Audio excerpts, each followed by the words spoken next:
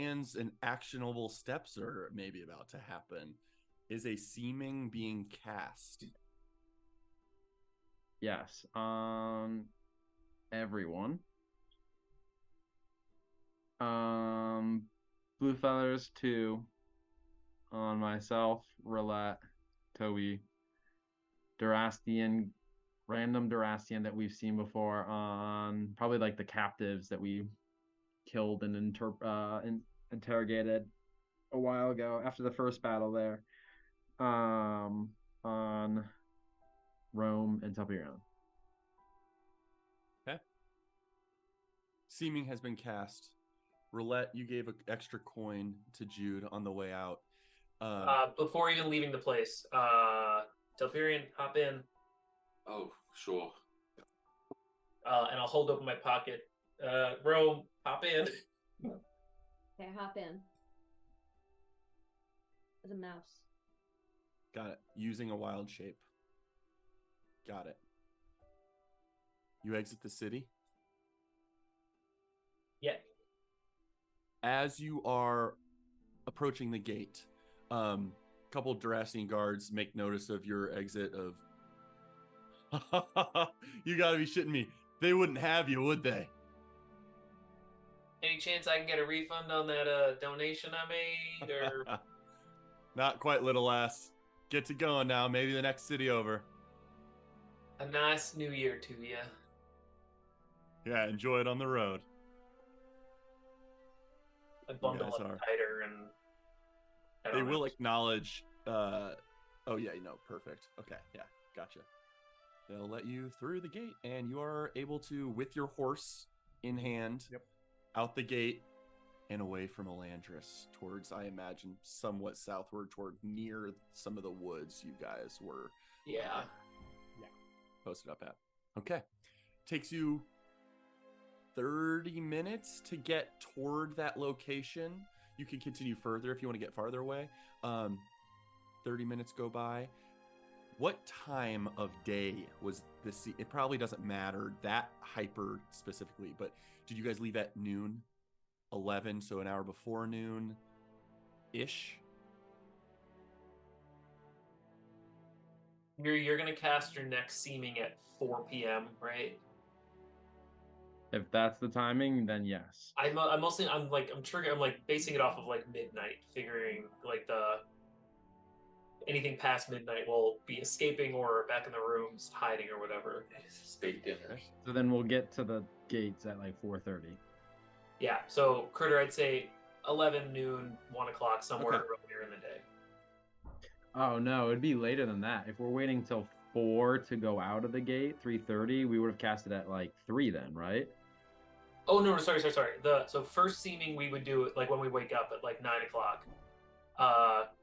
We leave the city. Just this one to get out of the city. Yeah, We leave the that's city what I like want to know first. Yeah, we're leaving the city at like noon, and then in the woods at like 4 o'clock is when we're gonna do seeming 2.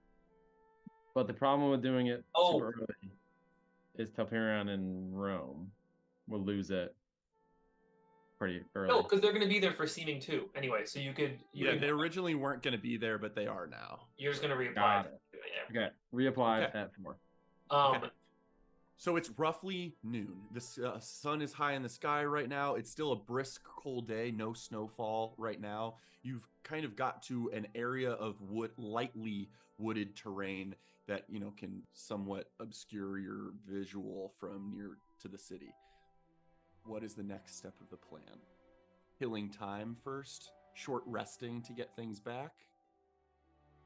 So Jared can't short rest until he's in the palace. Telperion out. We're sitting there. Order of operations is going to be seeming 2 at 3:59 p.m.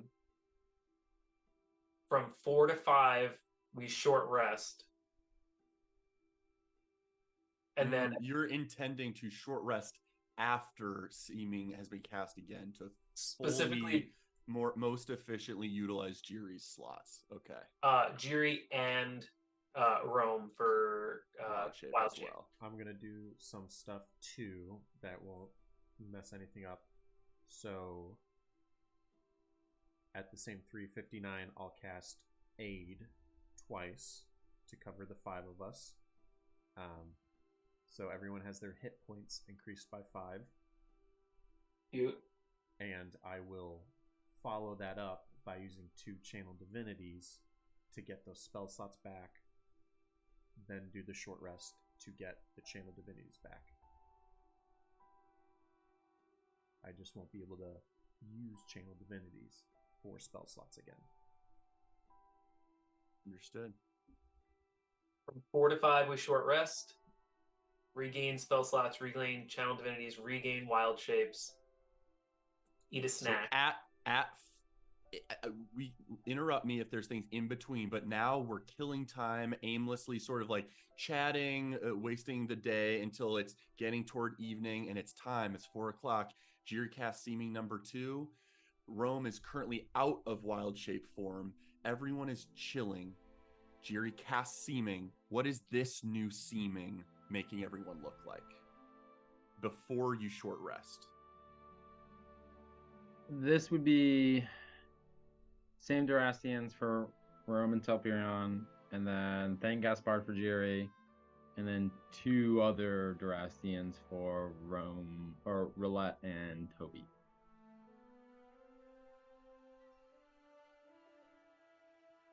Loosely, what are Roulette and Toby's Durastian's appearance? This can be dictated by Jiri or each of you individually of what you would have requested Jiri make you look like. I think we would have wanted people from the second battle. I think either from the battle or we got a good up close look of the guards that were outside of the Thane's residence when we did our Forest Hollow incursion. So I'd say hints of whatever they were wearing at their station, because it would have been like the first round of Durastians that like the Thane escaped with, I'd say. Just look ragged. I This is understand. Wilderness. Okay. And we will Two be ragged ragged Durastians. clothed. And Ragged Thane as well.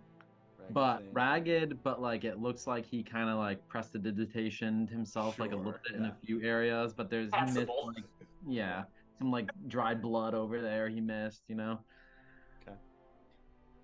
Got it. I have a question Seeming though, has really been- quick, Yeah. Yeah. for the team. What was the name of the assassin person that was with the Thane that fled? Wraith. The Wraith Watch. The Wraith Watch Wraith is Watch. the group of The umbrella term strong- of specialty Durastian units. That was specifically a Deadeye. Oh, Was his title. There was no name ever gathered. We don't need to go like rabbit hole into this. We could figure it out if it happens. Hope he's not here. Let's just hope he's not here. He should have fled before the killing blow was. He struck did flee. on. He Yeah, did. but he got a good look at all of us. But we're not us. But I'm gonna. Oh, part change of my hair Thane's color. story is gonna be that battle did take place and he just survived at the end. And you have that fellow's dagger. Yes. Um, And the Thane killed Jiri. No, captured Jiri, killed Telperion. beautiful. You can change our like facial appearances too, right? Not just like clothes with Mhm. seeming. Okay, just change us just enough that we don't look like ourselves. Yeah, same height then. They're Yeah. short. Understood. Seeming to has been cast. You kill another hour. You wait it out from 4 to 5. Short rest may be had. So I think Rome, you're full on wild shapes. Jiri, you're full on spell slots. Oh, I'll do something prior. I'll just cast Mhm. Gift of Alacrity on myself, and then short rest. And over that short rest, I'll Arcane Recovery the spell slot. Got it. Okay. Very nice. And Gift Alacrity lasts 8 hours? Yeah. That's I'll what cast. I'll throw it in there. All right. A lot of you guys' abilities and stuff are going to last until midnight. It is 5 o'clock. Are you approaching the city once more? So Perion in the necklace, Rome in a pocket, if she will jump into a pocket. Thane on a horse. We forgot we also changed the horse too. Yes, the seeming affects the horse as well.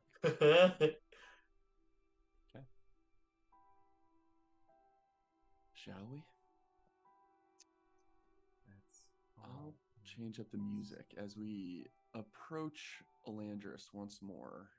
I shoot a guard. I open dialogue. Telperion, you are in the necklace right now. Sure. Rome, are you a rat right now in someone's pocket? Yes.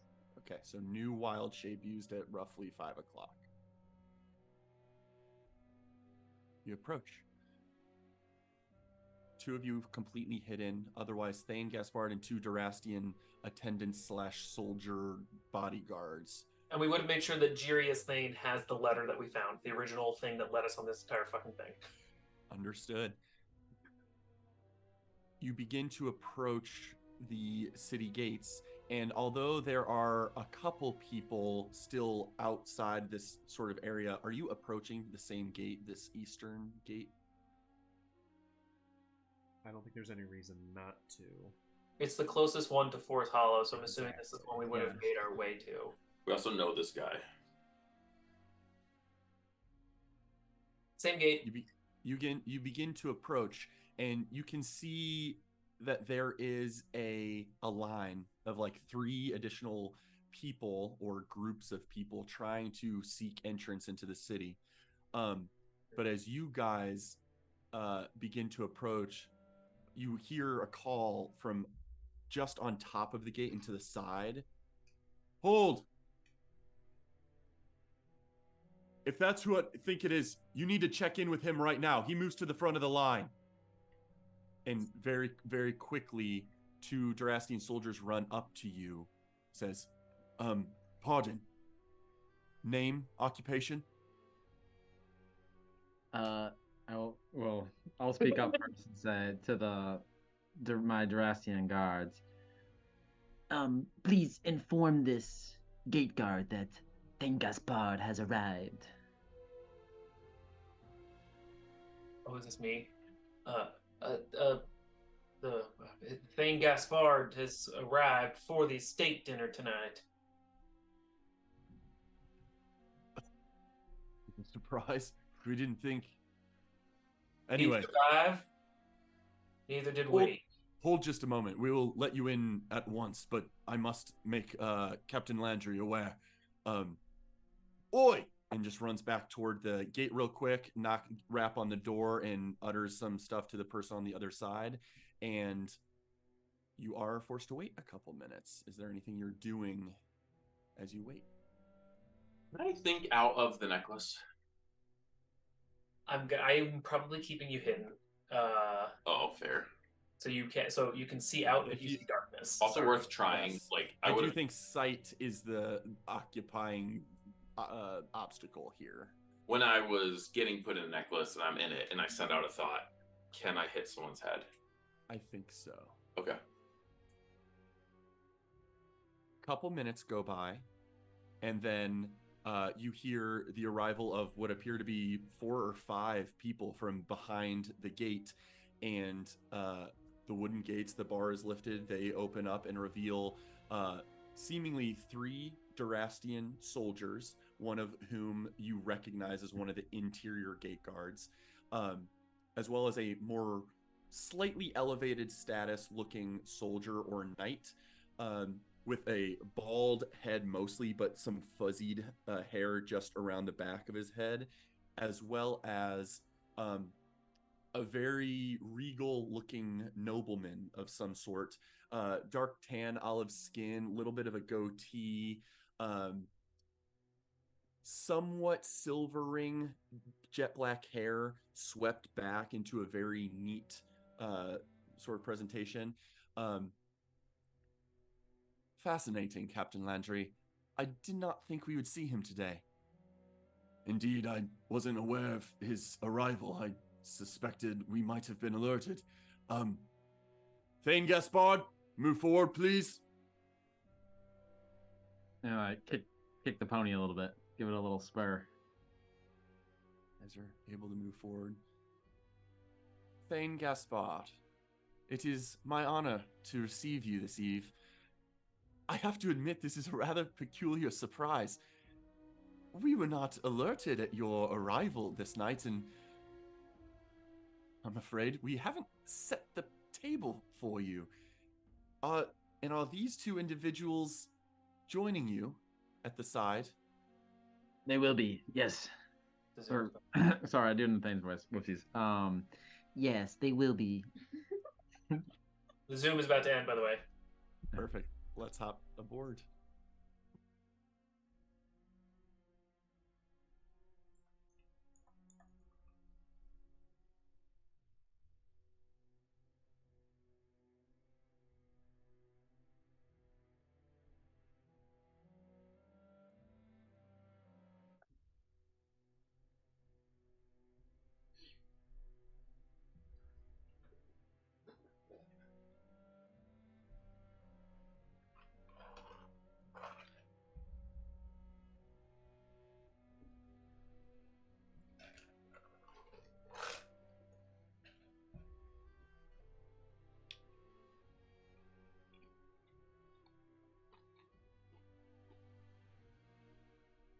So, as this rather well-dressed individual is regarding you, seemingly at Captain Landry's side, who was given the name for the person next to him, the slightly elevated status position of Durastian Knight, continues to ask,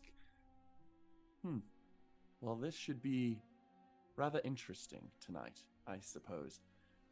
Are you partial to lobster or veal, all three of you? Oh, fresh game sounds amazing now. Veal will work. Anything warm, I'll take. No preference for me. Make that 3 veals. We've been on the road for many days now, and we will need lodging as well, if you can manage something like that for us. I don't want to show myself to the Count and Countessa in this state, this manner. Is that something that you can do for us? Nor should you, Thane Gaspard. Yes, I suppose we can make available one of the free beds at the keep. Won't have made any effort to receive you this night, but we can make it available. Captain, please escort them to the keep. And as Captain Landry begins to, this way, walk with you guys, leading you through the eastern gate here toward loosely the keep, this individual says one more time, or just speaks up again as you pass him. Thane. Yes. What happened of the skirmish? It is a rather lengthy tale. I shall be telling it to the Count and Contessa this evening. Will you be in attendance? Then you can hear my formal summary of events then. Not only will I be in attendance, I think I will make sure to have some say in the final seating arrangement. On you go. And you guys are able to be led toward the keep. Just westward, a couple streets down. You guys are familiar with the layout of the city. You pass the loose area that is still sectioned off even today of the brewery area of town. Heightened security over in that area. As you begin to approach the keep, you see 2 Wyvern Knights perched on top of the keep, one on each side of the roof, providing additional lookout, security, intimidation, as well as likely a sign of strength for the arriving Talon. But you guys are led to the front gates. Oh, wait. Captain, are there any... It's been quite some time since I've been in Olandris. Are there any tailors on the way? I am afraid I am without garb for this evening. I only have what I am currently wearing. Is there anywhere we can stop along the way? I'll see if I can have something brought to you, but nothing available right now within the city. Maybe in the room we'll set you up within. There might be something that might be suitable for your needs in the closet. Let's just get you set up then. And we'll just lead up the steps to the front doors of this keep. I suppose that will have to suffice. Knocks. Doors are pulled open by 2 knights inside, one for each door. First thing you see within the keep is you enter into a very long, wide hallway. There's a large wooden door directly in front of you, about 20 feet away. The width of this long hallway is 20 feet forward and then some 200 feet side to side. Seems to be an important door of some function, perhaps the main gathering sort of great hall that a townhouse like this might keep, as well as 2 ornate curving staircases next to that entrance that go up and out of view to a level above this one. Far down the left and far down the right, a series of windows and red carpet sort of just adorn the simple stone structure. Durastian typical gaudy style has sort of ornamented this environment, but is otherwise still a simple stone keep that was likely somewhat humble in its original function. But as you are entering, Captain Landry will escort you up the left staircase that curves around upward toward the 2nd floor. And as soon as you arrive at the 2nd floor, a similar long length of, not hallway, but sort of balcony is available for you. Several sets of inset doors that are likely various residence rooms on either side, as well as an opportunity from this area to look down to the floor below. Additionally, some glass is available as there are multiple balconies and opening sort of French style window doors that can open onto balconies at the front and back at the keep that are immediately visible in between and generally spaced sporadically between rooms to balconies. He will lead you down. You guys sort of, this isn't probably that important, but you guys entered the front of the keep, and then going up the left staircase lets Captain Landry escort you to one of the rooms. See what you're drawing, if you're drawing something. Should be visible now in green at the keep on the screen. Oh, this might just be our screen that we're looking at. Sorry. I think our roll 20 froze. Oh, I see it. Okay, gotcha. Gotcha. So you essentially are led to a wooden door toward the end of the hallway, but not the final end hallway door. This will function as your room for the night. Your attendants are welcome to share the room with you. We don't have additional rooms available right now.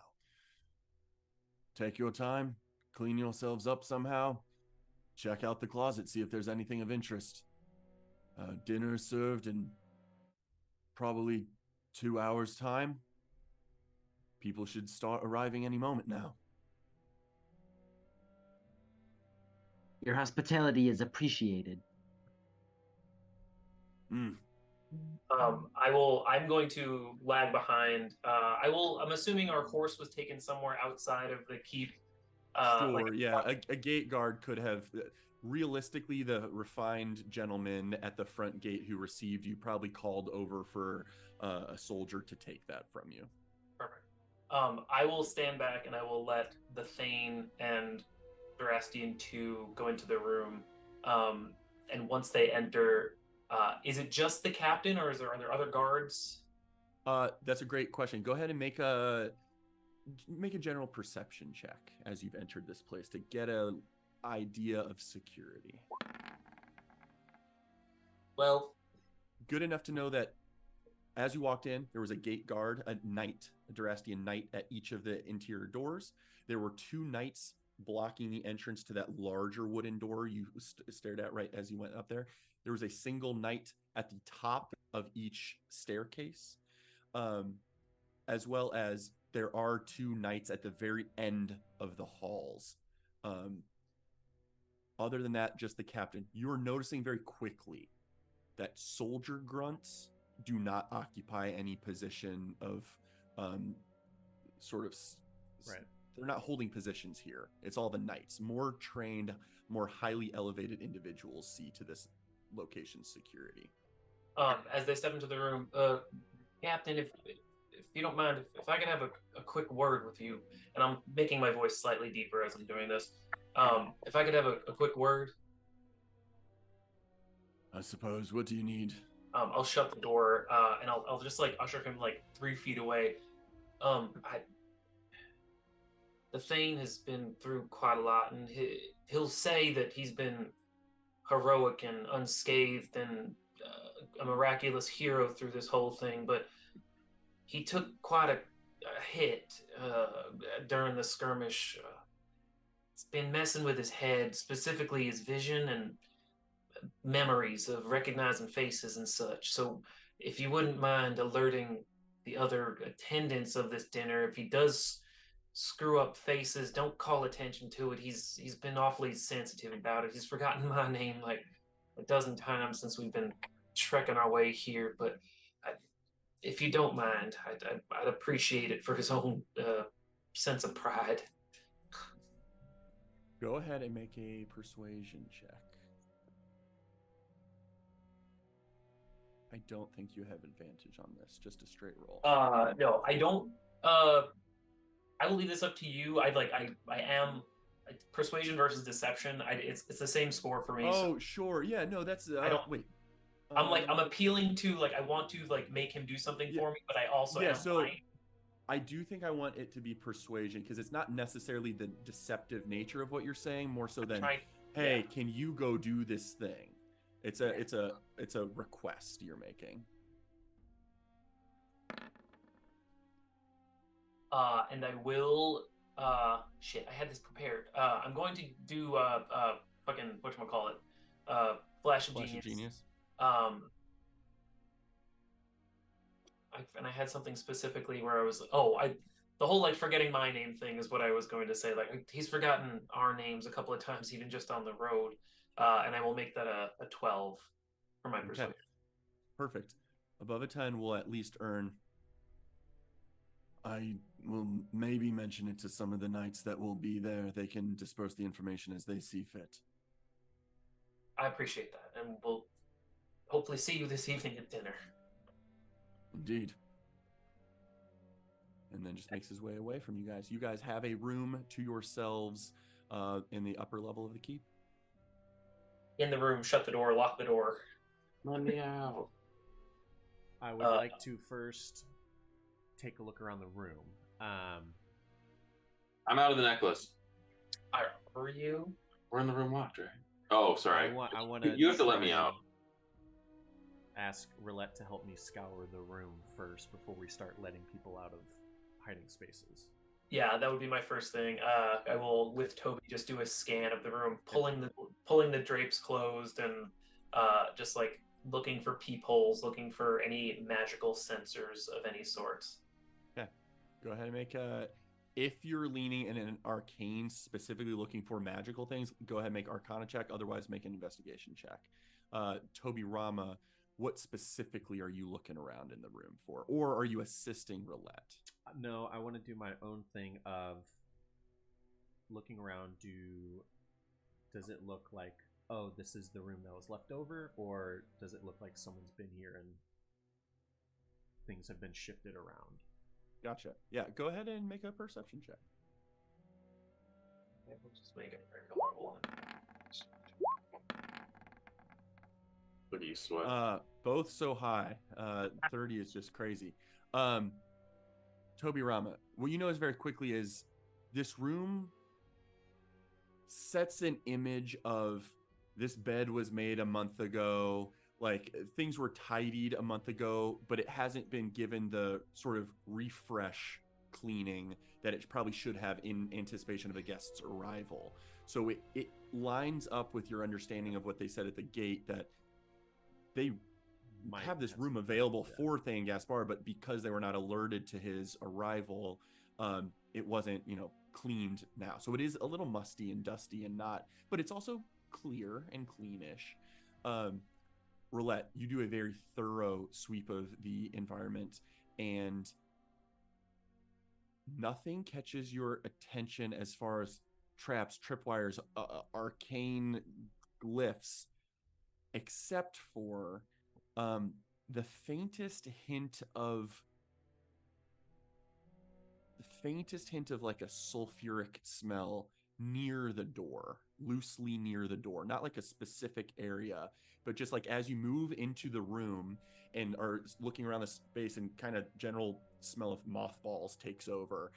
You go back toward the door to make sure it's locked, and you just catch the faintest wisp of sulfur in the air. So We know the Count and Contessa are likely infernal.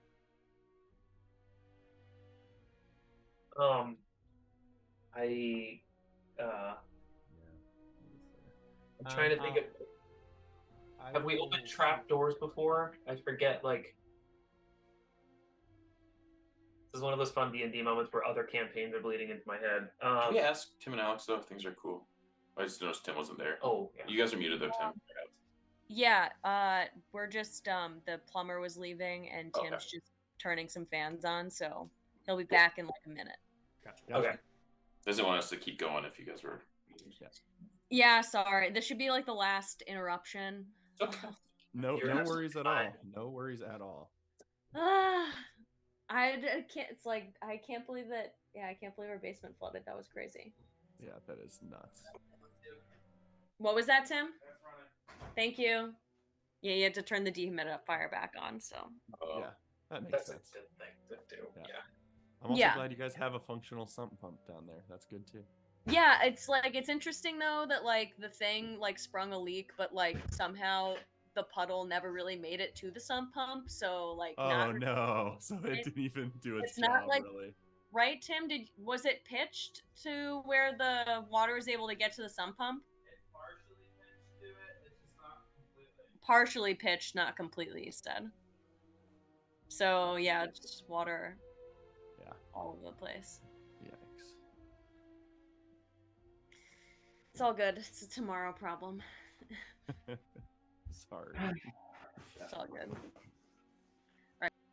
But the room has seemingly been cleared You of any gotta threat mute now. of trap, Let's so see. to speak. Oh, there we go. We've actually gone there before.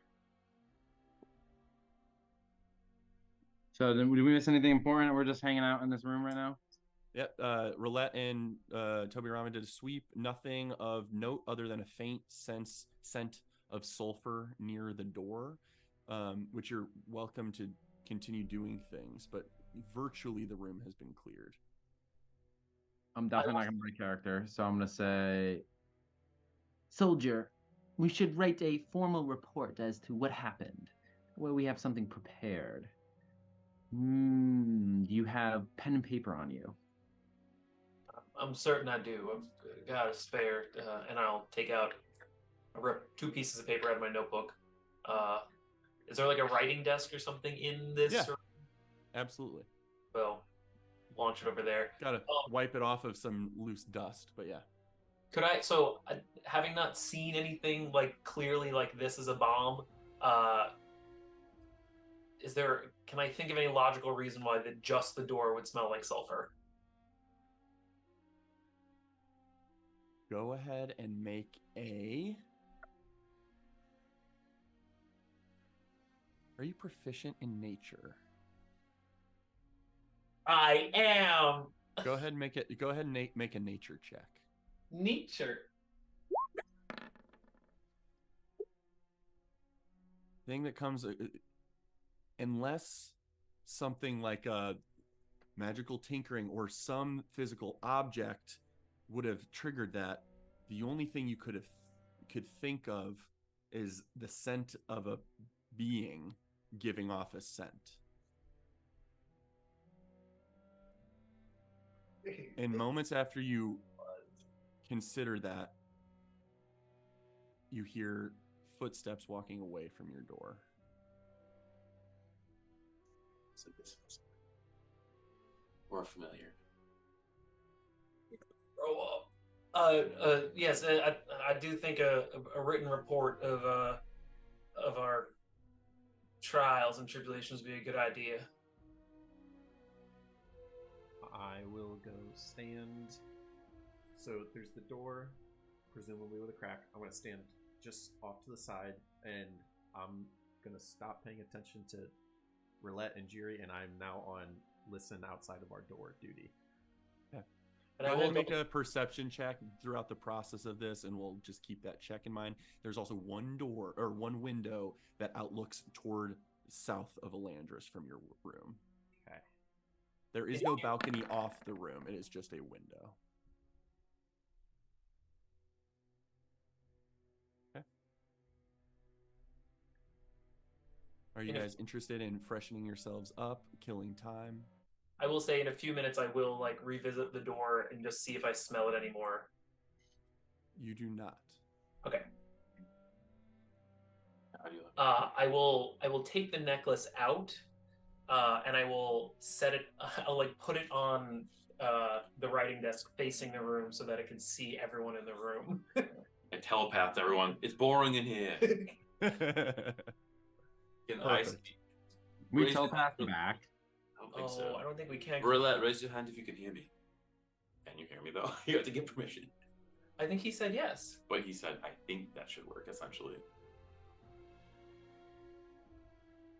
Unfortunately, I don't think you guys can see Telperion, but he can see you. He can press thoughts into your heads and contribute to conversation that way, and he can hear you guys' stuff, but you guys can't telepathically send thoughts to him. I can do this. Sorry, go Tim. If we look into the gem, can we see like a mini Telperion in there? And it's like Make a perception or make an investigation check as you as you peer into the I glass think of Jerry's the... doing this. I will take out one of my level 1 tools that I have never used in this campaign, which is my... Oh, that's amazing. This my- always happens.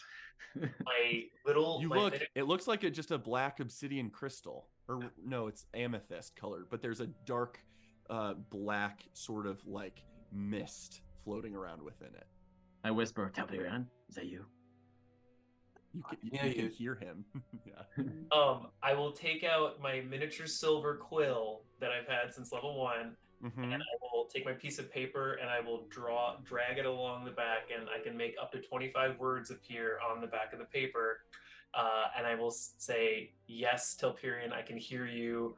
Creature spy at the door, please hold. And I will hold the paper up so Telperion can see it. I read it. Perfect. You can absolutely do that. Nice work, level 1 roulette. Ugh. So we think we have about 2-ish hours before the dinner? Is that what it was? Based on Captain Landry's mention, people might start showing up at any moment. I will say, Roulette, I didn't mention this, but when you guys walked in and you were surveying sort of security posts, you did see also 2 additional knights a little bit further down left to the hall, not too far off from the main central chamber, one on either side of a single door. Okay. That's all I'll say about that. Likely someone else's bedroom or some other guest or someone there is my guess. Perhaps.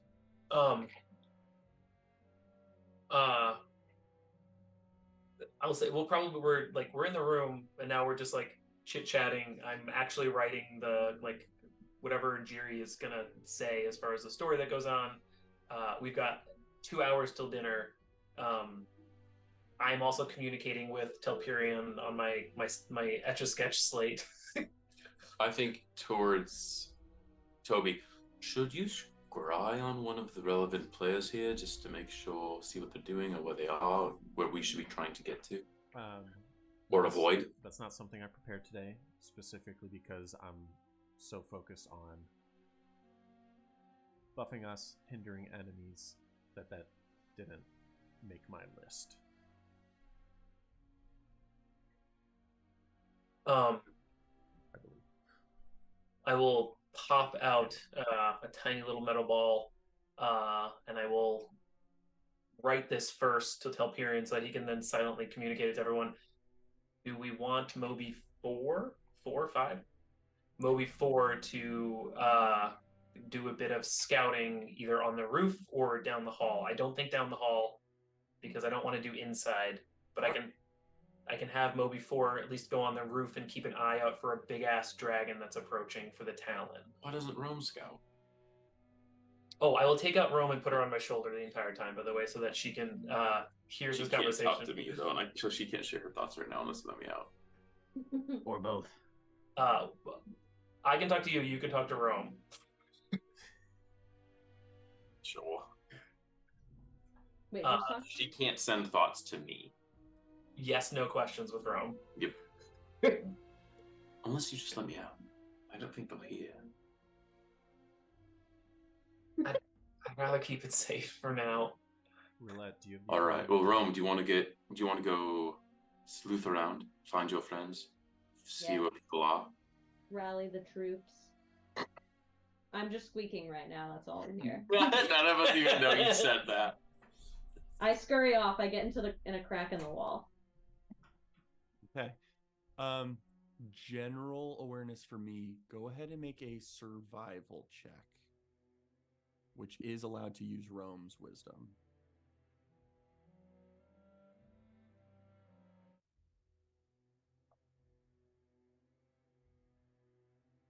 It's a 29. Oh, there you It go. was a nat 20. Oh, was it I Nat? think it was. Yeah. Yeah, Fine. it was. You seamlessly, almost just guided by divine command, you just run toward the corner of the room, slip behind a portion of a wood panel of the desk, and you find a crack exactly where you knew it must be, and you slip down into the wall system of this keep. Oh, Excellent. You begin looking around. I do want to get to Rome's endeavors, but I also want to understand how you guys are intending to utilize the next 2 hours, if anything specific, other than jotting down a formal recounting of the events that unfolded at Force Hollow. The reason why I'm having them jot down is to make sure we're like everybody's on the same page for the story. yes. So this would be the time to be like, no, we shouldn't say that. No, we should, in a professional way, right? Like, Mhm. we want to keep up appearances here, so it doesn't seem like we're omitting important information. But Oh, I will also say, and I will do this in such a way that I don't say it out loud because I am consistently scared that someone's listening. Mhm. So we'll tell this to Telperion to translate to Jiri. I think the guy we met at the gate was likely someone you should have known. I let it slip to the captain that you may have been hit on the head and you had a hard time recognizing faces. I think he bought it. We think that might have been the Count. There's a chance that may have been the Count. There's a chance that may have been someone else really important that we should have known. Maybe the Duke is what I was thinking. It may have been the Duke. Well, it may have been someone. I do think. Can I actually make a retroactive insight check on the veal or lobster question? Yes, you may make an insight check. Absolutely. I hope Veal was the right choice. Oh my god, the thing doesn't eat veal or lobster. So I've rolled a nat 1 crit. Never mind. You think That's not- no? You just get that. Of course, these Durastians would pick the 2 cruelest meal choices as their entrees. And I'll say specifically because Jiri, if that was the Count, you did ask that person, will the Count or Contessa be there? That wasn't good. The captain knows that you may have been hit on the head, but you Give me probably your glasses. Oh. Put the glasses on. Bing bang boom. Oh, I didn't see you. Sure. Yes. Perfect. I'll give you my glasses for the thing. These are You would have known his voice, though. I think the Thane is all about impressing the Count and Contessa. We might be compromised already. It just means that they are counting on some treachery, but they aren't sure what. keep the guise up of a prideful idiot is I think what we're going for. Can you make me like an ear horn? Like I lost my hearing Can in the battle too. I compare what I scryed on the Count and Contessa versus the person we saw? Well, you heard their voices. I definitely that's heard true. voices. That's true. No check required. Reflecting back on your scrying and clairvoyance too. Right. The Count and Contessa noticeably had, even in their private chambers, had hoods just sort of loosely shrouding most of their facial features. And you don't know if that's an intentional function of some kind, but this individual at the gate certainly did not have that, and their voices did not match. Oh, thank God. Okay. I still think, Jerry, there's a chance that may have been someone you should have known, but I think we're fine. It wasn't the Talon, right? I've seen the Talon. Also not the Talon. You guys Okay, have thank God. shown the Talon, yeah. So here's the thing, and I believe everyone telepathically. Was it the Thane? No, we Thane have Gaspard floating in the bag. lives. But it's in a bag in a carpet. Here's the thing. Ding, ding, ding, ding. If I can get in the room and I can read their minds, I could know instantly how Jerry's doing. And I could help him adjust the story. I need to get in the room as Knight. Mm-hmm. Because the peon act is over, and I can't walk out of the room with all of you. So We need a knight to come in here, to be slayed, killed. I wear the armor, or illusion of the armor, because I'm not taking off my Crescent Knight armor, no way. And then I can pretend. We need to get somebody here in this room, or to come nearby so that we can snatch them. We can also question them and kill them, but it would have to be instant that they die or shut up. This is all like, you know, Through the gemstone? through the this is all mental. Like Yes. we're still like acting as though we're going over the story. It's a D&D speaking spell. Yes. Understood. Only other thing is Telperion could swap places with Roulette or I. Right? Oh. It's more important that I'm in that room for telepathy reasons alone. Right. I don't know than whom, but that's a good point. Is there anything... Would one of you want to be in the next? I'll say at this point, 30 minutes have gone by. Sure. Okay. Yeah. Let me evaluate any concentration spells I could You could cast, just be- go in the thing, and keep up.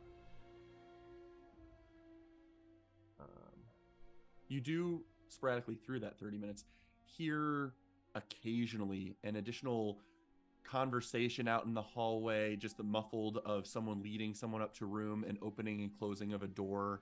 Seemingly additional guests are being brought here. Did take invisibility. Jesus, I thought I forgot it. I, not too long ago, cast Holy Weapon on Jiri's sword. How brilliantly bright was that?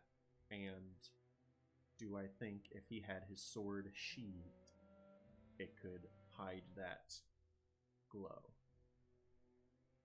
Jiri's sheath is an opaque leather object. So if the language of Holy Weapon says it's... Let me look it up real quick, because I think if it functions similarly to light, it should be able to shield the emission of the light. I'm imbuing a weapon and it emits bright light. I would imagine the hilt and the handle are part of the weapon.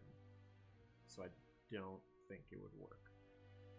Mentally communicating with you some way. This part of my plan is to use the sword if we need to as like the final show of like, look at what we got. We took this from some crazy person from a different plane of existence. He had one of these crazy metals. I was just Living trying to metal think if I swords. could cast something, go in the necklace, and keep it going. But Also, Jerry, as a quick note, we have an hour and a half left before dinner. We can get another short rest in if we want to do a different. If we want to cast any if you want to cast any other seeming spells or anything. Which might actually help for the three of us if you want to just like seem us to be slightly cleaner. Jeez. True. Toby Rama, I think you would suspect your suspicion of its flaw is correct. Yeah, that's what I was thinking. So do we? I would like to be in the necklace. You want to be in the necklace, girl? If Telperion is going to replace me because he wants to be out there detecting thoughts, which is super important, I think I would like to be in the necklace. I think it would be better if nobody was in the necklace. Yeah, 'cause Right. who's gonna be Because later? then, But that 'cause I think requires you us need- to get someone else in here, tie them up, kill them, have Telperion poses them, which is difficult in an hour and a half without making noise. but sounds like a lot of fun. So I feel like we should try it. No. I think that ruins everything if we do that. Also, the only people here are like their best trained knights who have protocol, and if Telperion doesn't know the protocol, Christopher, it's a quick tell. the necklace. Can you tell me, just very quickly, because I don't know what the name of it is, look it up. How does a creature get in and out of the necklace? I think it's a wisdom save situation, but you can willingly fail it. Let me. I think it's called The wearer Raven's initiates I'll say- both. Pause. I'll say no. I want to ask this very specifically. What does the verbiage say for how a creature gets out of the necklace? Good question. Can fail. You can release a held creature to an unoccupied space within 5 feet of you as a bonus action. When it says "you," what is it referring to? The Where? releaser. Just the releaser. What's I'm gonna go with the releaser because in theory you could take off the necklace, hand it to someone else, and they could release it. It doesn't have to be. I don't think you have to be functionally wearing it because this is also not an attuned Possessor. item. So it's Okay. just wearing it is for convenience, if anything, but it can be in your pocket and you can pokeball. So, people. in theory, the necklace can be on the ground, and a smart rat can tap it knowingly that they want to release a creature from this magic necklace. If a creature of sufficient intelligence wants to do that, yes. Roam in rat form, yes. A rat with an intelligence of 2, no. Oh, Which I okay. also think is important to know. Oh no! I'm talking about roam in rat form. Okay, I Specifically figured that was wild where you're shape going. rat form, I think. Correct. So Specifically, yeah, polymorph would not work. while Rome is out roaming about, which I think we should jump to Rome in a second, We will. I will float the idea that if we seem Telperion as one of these Durastian knights, we could have Rome, when she comes back after doing her rat map of the place, we can have her take the necklace somewhere, pop him out, and let Telperion be a knight somewhere, if we want to do that. That puts Telperion by himself. I've got an invisibility potion and a disguise self spell. But that will put Telperion by himself as a Durastian knight somewhere.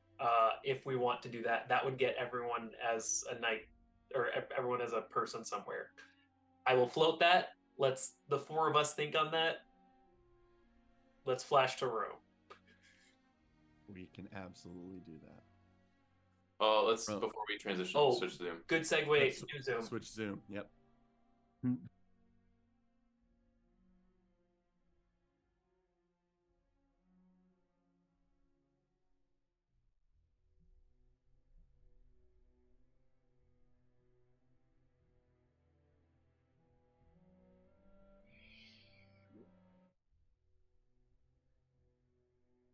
Great. What is the knights are helmets? Are they like visible heads, like faces? Or are they just like steel armor walking? Yeah, let me blow one up for us all, so just to familiarize ourselves with what you've seen walking around the place. Blow it up. This is a Durastian knight. Eye holes, but otherwise the face is covered through the nose portion. But eyes can be identified and viewed and recognized. Lower jawline and mouth are uncovered as well.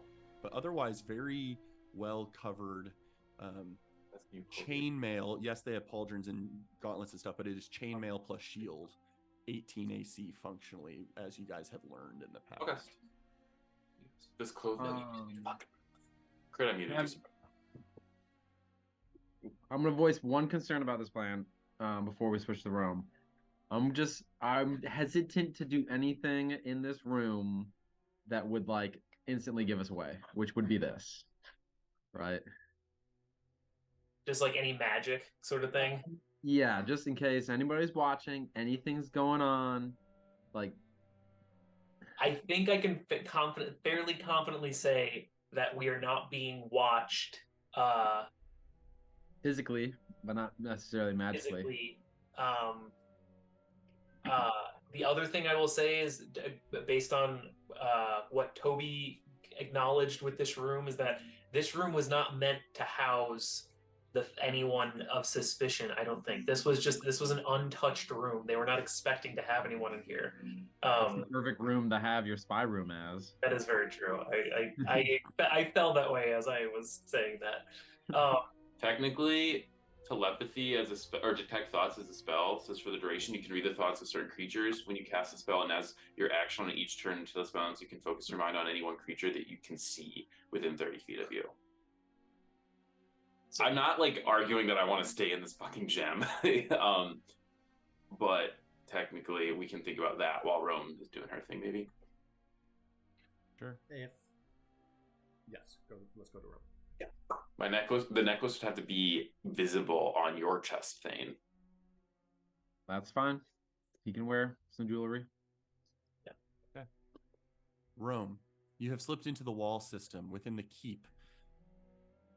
You are able to loosely ruffle around and navigate your way through various odds and ends and openings. You're able to peek out your little head at a different area and you're like, ooh, I did make it to the floor below us, but I'm not ready to go out there. You are just able to scuttle around the area. You're not seeing any rodents within this keep right now. Do I sense that there's like some threat, like a rodent predator that might be about, that might be, making them flee? I'll say make a perception check.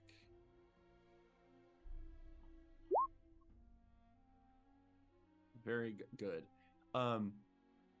You do finally find a very small little nest that houses a single creature in the base of one of the walls. A small little jerboa. One of the ones with the long legs, and it's just little pom-pom on thin stick legs. And it's very timid and just like is very nervous at your approach and cowers at your approach as you are a larger rat than it is. Are you attempting to interact with this jerboa? Yes, I say, fear not, little creature. Why are you so afraid? Make an animal handling check.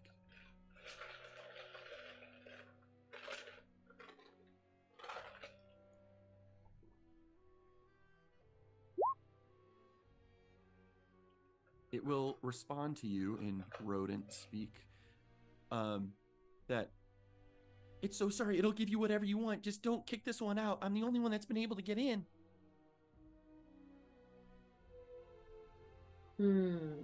Has someone been removing all the mice and little creatures from this keep?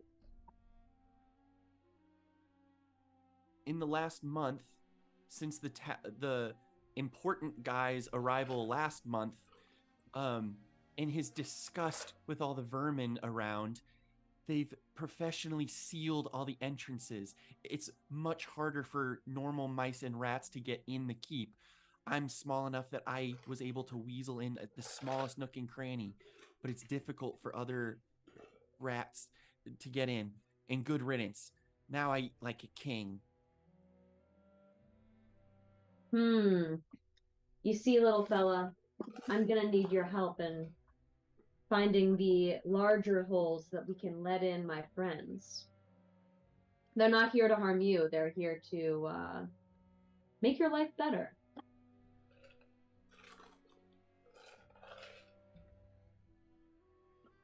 You won't tell them about this place, will you? It's right next to the kitchen. It's through that wall. Your hiding spot is my secret to keep. But we have other business here that doesn't have anything to do with you.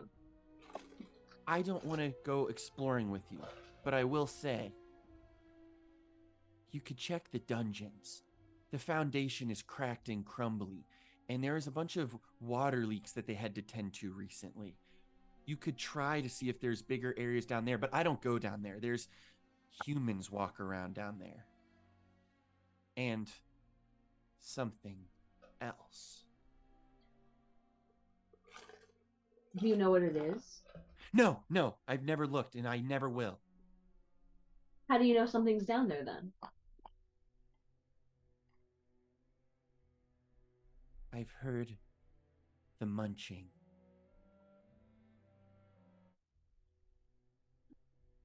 Munching. Is there an exterior wall that's maybe thinner than others that we could burrow through? Perhaps, but I don't know where it would be. You'll have to find that on your own. Interesting. So you have nothing else. Are there any other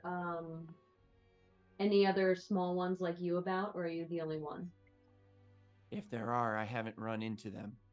But we don't get in each other's business in the first place. Solitary creatures, you see. So if they are, they're doing what's best for them, and I'm doing what's best for me. I'll see you later, little friend. And I run off down towards the dungeons. But like I'm not like trying to enter the dungeon, you know what I mean? I'm like trying to get to like Sure. the entrance to the dungeon just to peer Okay. in. Go ahead and I make see the crack. one final survival check.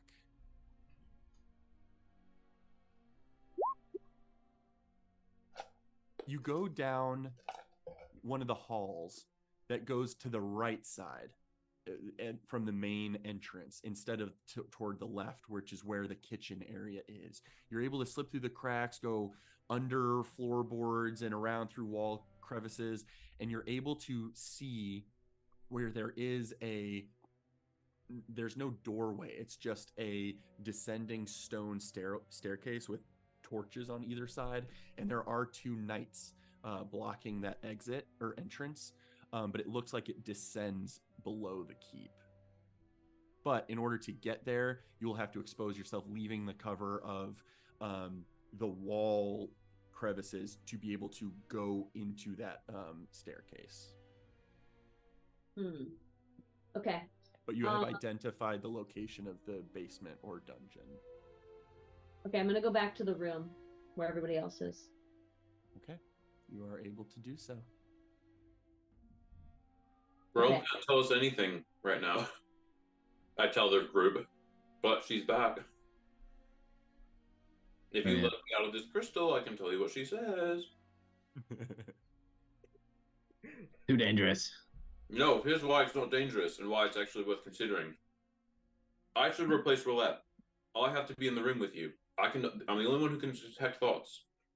Roulette could turn invisible, and during the dinner, she could be scouting around, looking for information. Yo, Can I do we this? should have Can I scratch a message into the floorboards? Yeah. Okay, I scratch a message into the floorboards with my little mice fingers. And it says Takes a minute per letter. minute per letter, but it will say rodent what do we call it? It won't really take a minute per letter, but it does take you a long time to, as a mouse, scratch a message into the floor. Okay, rodent army not able to get in. Need new plan. All right, cancel it. Let's get out of here.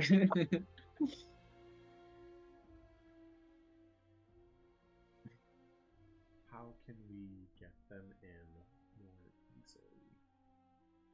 Oh, wait. I hesitate doing this sometimes, but I will say I'll give a slight bit of a nugget of insight above table. Rome was very successful in her series of checks she made. she earned knowledge and access to the dungeon. And it is very likely that if a dungeon pocket area can be explored and burrowed through, that might be a sufficient plan. The final hurdle would be non-detection of some sort. Just wanted to sort of clarify that her efforts were a success, not a failure. It's just there is this additional challenge in front of you. Well, Rome, get them in here. Can you get them here? I don't know how can I communicate with her? Let me out of the necklace, and I'll do it for you. Okay, well, I scratch into the They're The probably thing- outside of the keep. me bird. no, get them in here, and then I'll make them look like something else. Who is And then they I- you're talking about? I'm talking about myself. What if I transformed into a bird and then just like literally brought a rat in here with the poison? A bird flying with a rat? Yeah. That actually makes sense. Birds eat rats. Like a So hawk? we could open the window, have Rome ferry the rodent kitchen squad. We just have to get around 2 guards in the basement. Yeah. They never. There was literally an obstacle presented that we just need to It's get true, around. but do we go A bird invisible? flying Do around with a we- rat will never cause any suspicion in this party.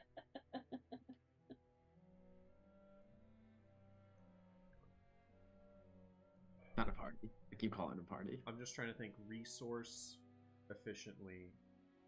How do we get to the dungeon?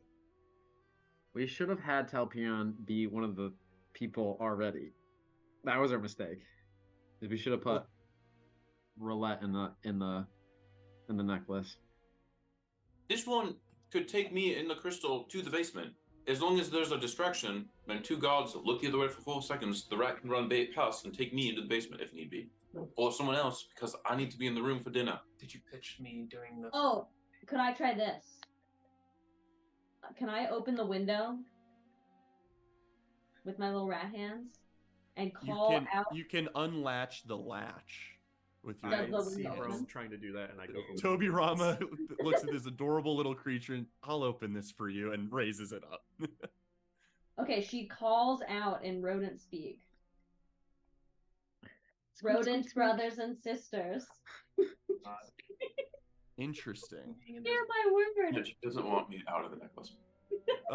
Rome, what is a rat's perception? Oh, they get advantage on stuff with sight or smell and hearing, right? Yes, rat. It Hold on, seems pull it up. like I need right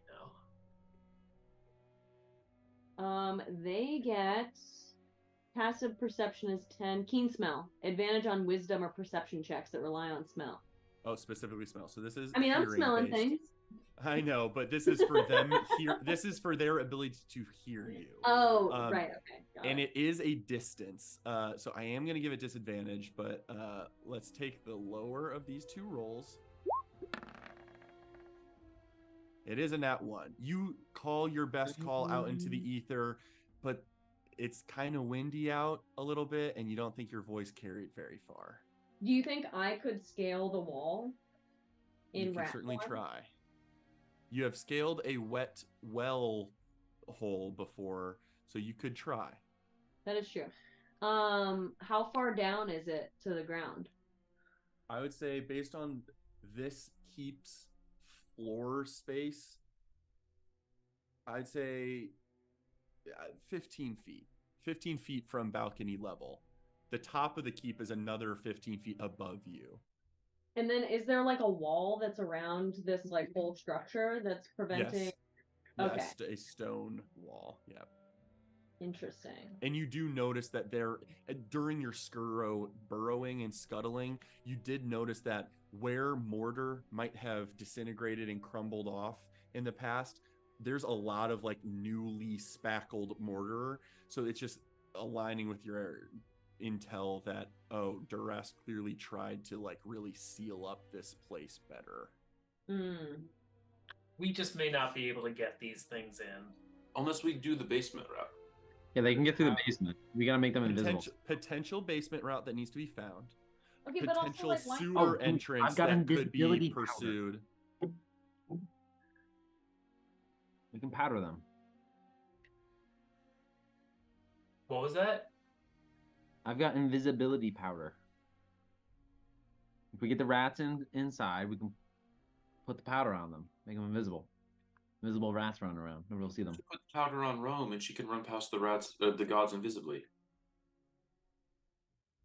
Then we need the army to be invisible so they can All we're poison worried about everybody. right now is getting them in. Like if we get to the dungeons, we can get the rodents in. They can find the hole in the wall to get to the kitchen. I think that's all good. The goal Put me is in to the get to necklace, send me down to Rome, and I'll kill those two gods. We got to start making risks and moves. We came here to get information. Let's get out of this room. Do we want to leave this room before dinner? Yeah, why not? We can Let's go do it. look around. Can we say have 1 hour has passed? I would say that sounds about right. Yeah. Leading up to that 1 hour, Jiri, do you want to do another seeming before Yes. a short rest? Okay. Yes. We do. That would probably been one of the first things we did was go into the closet, see if there's an outfit. If there is a good one, seeming me in the new outfit, and then them two looking just slightly better. Before you But- do that, do you want to Swap. like either myself into the necklace or yeah? So Do the swap, but I'm gonna say so it's a little bit less suspicious. I'm gonna be like, soldier, go find me an outfit in that closet over there. I'll send you in the closet to swap. and I will I will pop Telperion out into the closet. I think to Toby, put on your light for a second. Yeah, Why? I'll just We could put the candle on in this You room. also see that there are a couple simple, dusty, robed garments in the closet, but you would be humbling yourself a little bit to wear that. I will say, so Jiri, I'm gonna let Telperion out of the necklace. I want you to do the seeming immediately. I need you to seem me as a Durastian knight. Right. And then me as roulette. I'm gonna have to give myself a better outfit because this stuff stinks. So You we're just gonna said have you- to come up with a story. I'll find something. We can say I master seamstress in new roulette over here. You're a wizard. You could have created something, maybe. So I am a Durastian knight, and I am in the necklace, Understood. and I am. Hold on, I need to think of final words because I cannot communicate at that point anymore. What's the point of you going in the necklace? To go to the basement with Rome? I don't know.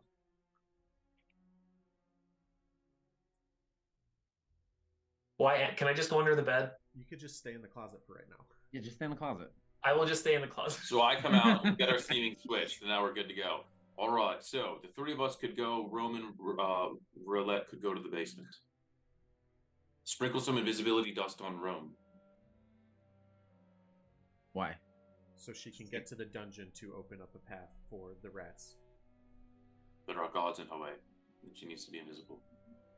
Wait, I can like think to Telperion. Just turn into a bug though. Yes, now you can. Yes. It would use a new wild shape, though. Yeah, but With we're short compression. resting. That's Turn, true. turn into a bug Wait, why am I turning into a bug? to get through past the guards. Wait, but I have a question. Can I just ask a question? Ask the question. Okay, couldn't I turn into something that burrows and I could just burrow a hole through like some weak point too? Yes. What if I Yeah. transformed into a badger? Badgers can burrow. Okay. But I'm taking Af- a short rest after your this moment in time? after your prior exploration. Right. Yeah. Yeah, Or you're just- welcome to use another wild shape to get something with a burrow speed. Absolutely. Okay. Because then the rest of my transformations can be polymorph.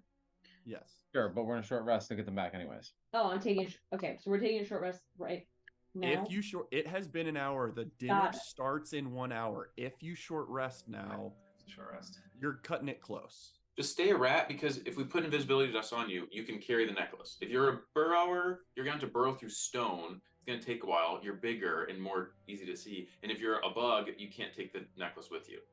Okay. Alrighty, I'll stay as a rat. Okay, so we're gonna stay as a rat.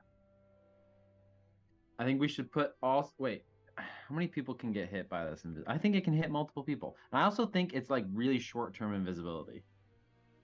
But Dust, I mean, she only needs it to get past 2 guards as a rat. I also think it's a fickle amount of minutes. It's a 2d4. It affects nearby creatures for 2d4 minutes or I something. think that's enough for her to slide under a door, hopefully. 2d4. So maximum 2 minutes. How far Minimum was- 2 minutes. Minimum 2 minutes. Yeah. How far were the guards from us in her burrowing? Downstairs and at the end of the hallway. So it might take a full minute to get there, but then you have Got enough time. Then you got time to figure out what to do down there. Anything else we can do?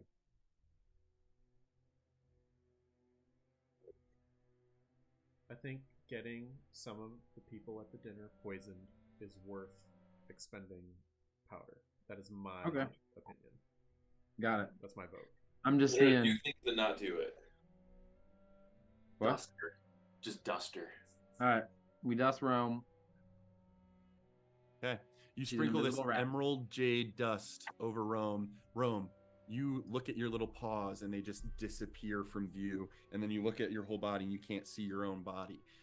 You are invisible and you are welcome to scamper away. No. No, I have the necklace, right?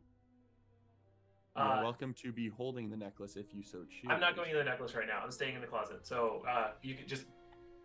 So you're on a solo mission to go unclog that hole. All right, I'm gonna head down to go find a hole in the dungeon.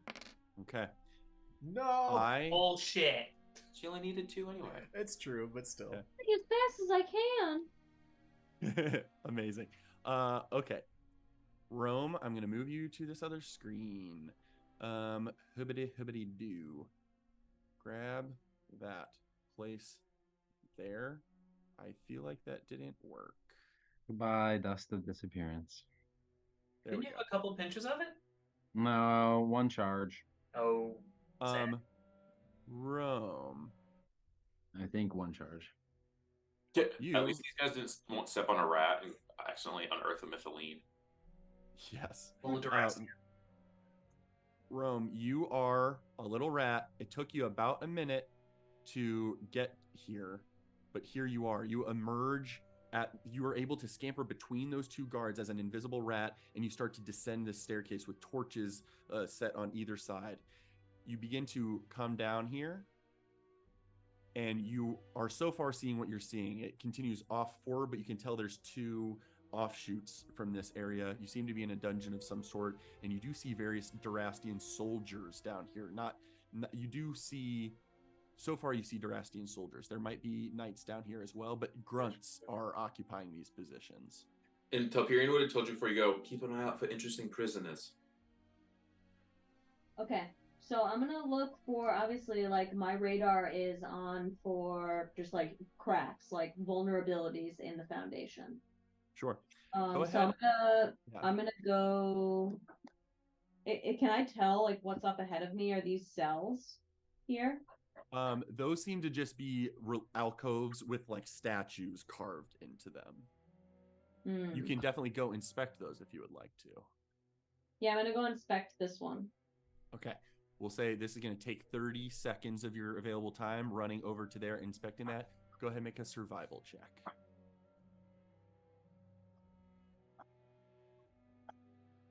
25 is very good. These statues have not been tended to in a very long time. There's probably up in the corner where they're sort of carved out of the wall. You do think there's some like debris of crumbling there that you could probably find a way to burrow through that. Okay, I'm gonna use my little rat body and try and get through that little vulnerability there. Does a rat have a burrow speed? I don't think it does, right? No, it doesn't. But I mean, like, Okay. No, you're able to attempt to burrow. That just affects speed. So you are beginning to make your way through this thing. And You find pretty quickly that some of the dilapidated stone bit falls away and crumbles, and you do make a tiny bit of noise as these little pebbles fall below you. But pretty quickly you reach soft earth, leading toward what is likely the topography and landscaping outside. You very quickly do find yourself become visible. However, you are enough out of sight up in this little burrow hole where you don't think you're going to be seen as this rat, but you do lose the invisibility. It will take a little bit more time, but you can continue slowly burrowing your way outside. And over the course of, I would say, if you're willing to keep this going, 10 minutes, and you will finally poke through to some grass roots, and then you see gray, hazy sky of winter, and you seem to be right behind the keep. Like outside the wall or inside the wall? Outside the wall behind the keep. Okay. You have found their garden out back, basically. Okay, do I see any of my rodent friends, like, using my sense of smell? Do I smell them at all? Go ahead and make a perception check with advantage. Okay.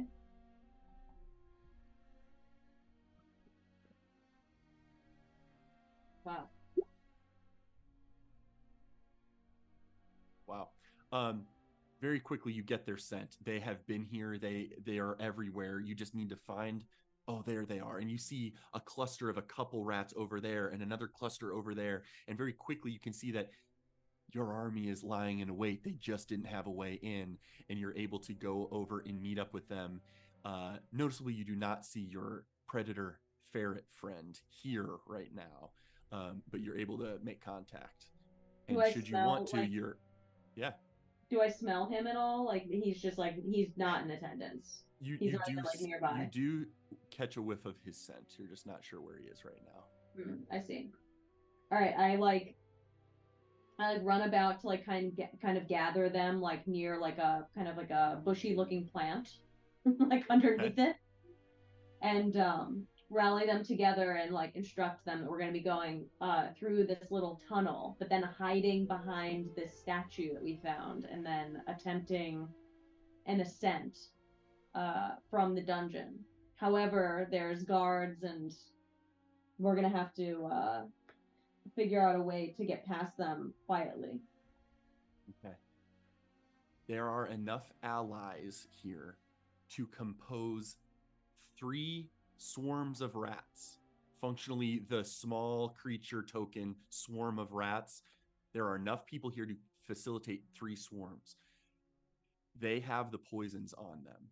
They do not have the sleeping poison on them right now, but they have the general poisons. Are you intending for them to carry some separately? Are they all, is one group carrying all the poison? What are you thinking on that front? Because you are their leader. We are going to, it would be impossible for me to carry all of the poisons, right? It would. You're going to need help, yeah. Okay. You could carry 1 vial yourself. All right, I will carry 1 vial myself, and then I'm going to scatter the other vials evenly between the 3 swarms, just to ensure that. Okay. And I knight the mice that are chosen for this The carriers. task. Yes, Perfect. the carriers of the poison. They've been anointed with my spit. Okay. Poisons have been assigned to their respective swarms. You're carrying 1 yourself. As you guys are interested and ready to begin burrowing below back through the hole you created, you do see the predator arrive, carrying a distinctly different vial. He himself holding on to the sleeping one. Oh. Are we ready?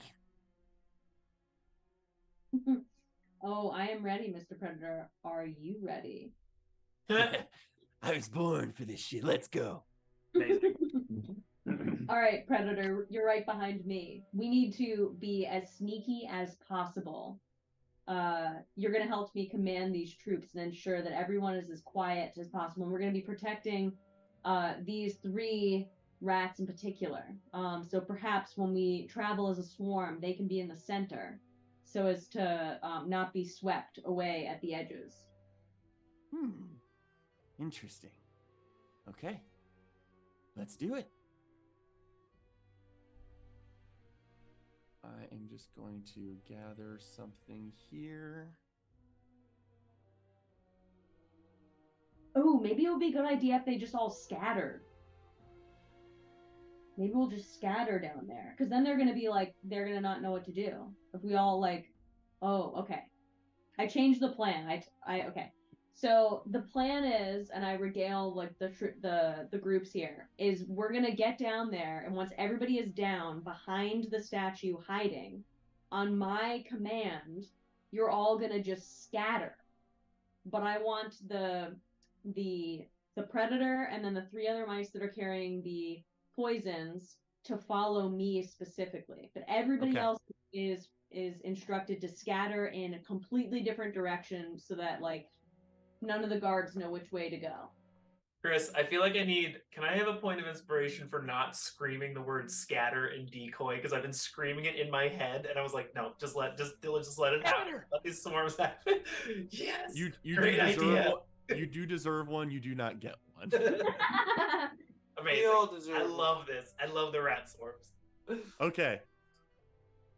Rome, you may have seen I have just added 3 rat swarms to this map right next to you. We'll say for function, the one on your left right now is the one that has the predator and all 7 vials of potions, or vials of poison, 6 basic poisons and 1 sleeping poison, with a slightly higher DC on the sleeping poison. You see the guards in this vicinity occasionally doing rounds back and forth, and you have the opportunity to sort of pick your moment for each swarm to try and either rush past them as they're not looking or otherwise scatter to distract them. What are you hoping for here? What do you direct them to do? Like, so you said that the mice that I care about, myself and the predator, are all are in the same swarm. That I think is how you had structured it. I think you had said that they were in the same swarm. You can make that change now. We're gonna do this in waves, and we'll be in the second wave. Okay. So the first wave will go forward, and then like timing it appropriately, we'll like scatter, and then we're gonna be very close behind them, scattering, but we're gonna be going in the straight direction up the stairs. But Okay. there should be some mice like kind of following us and like scattering around us to kind of like hide our movement.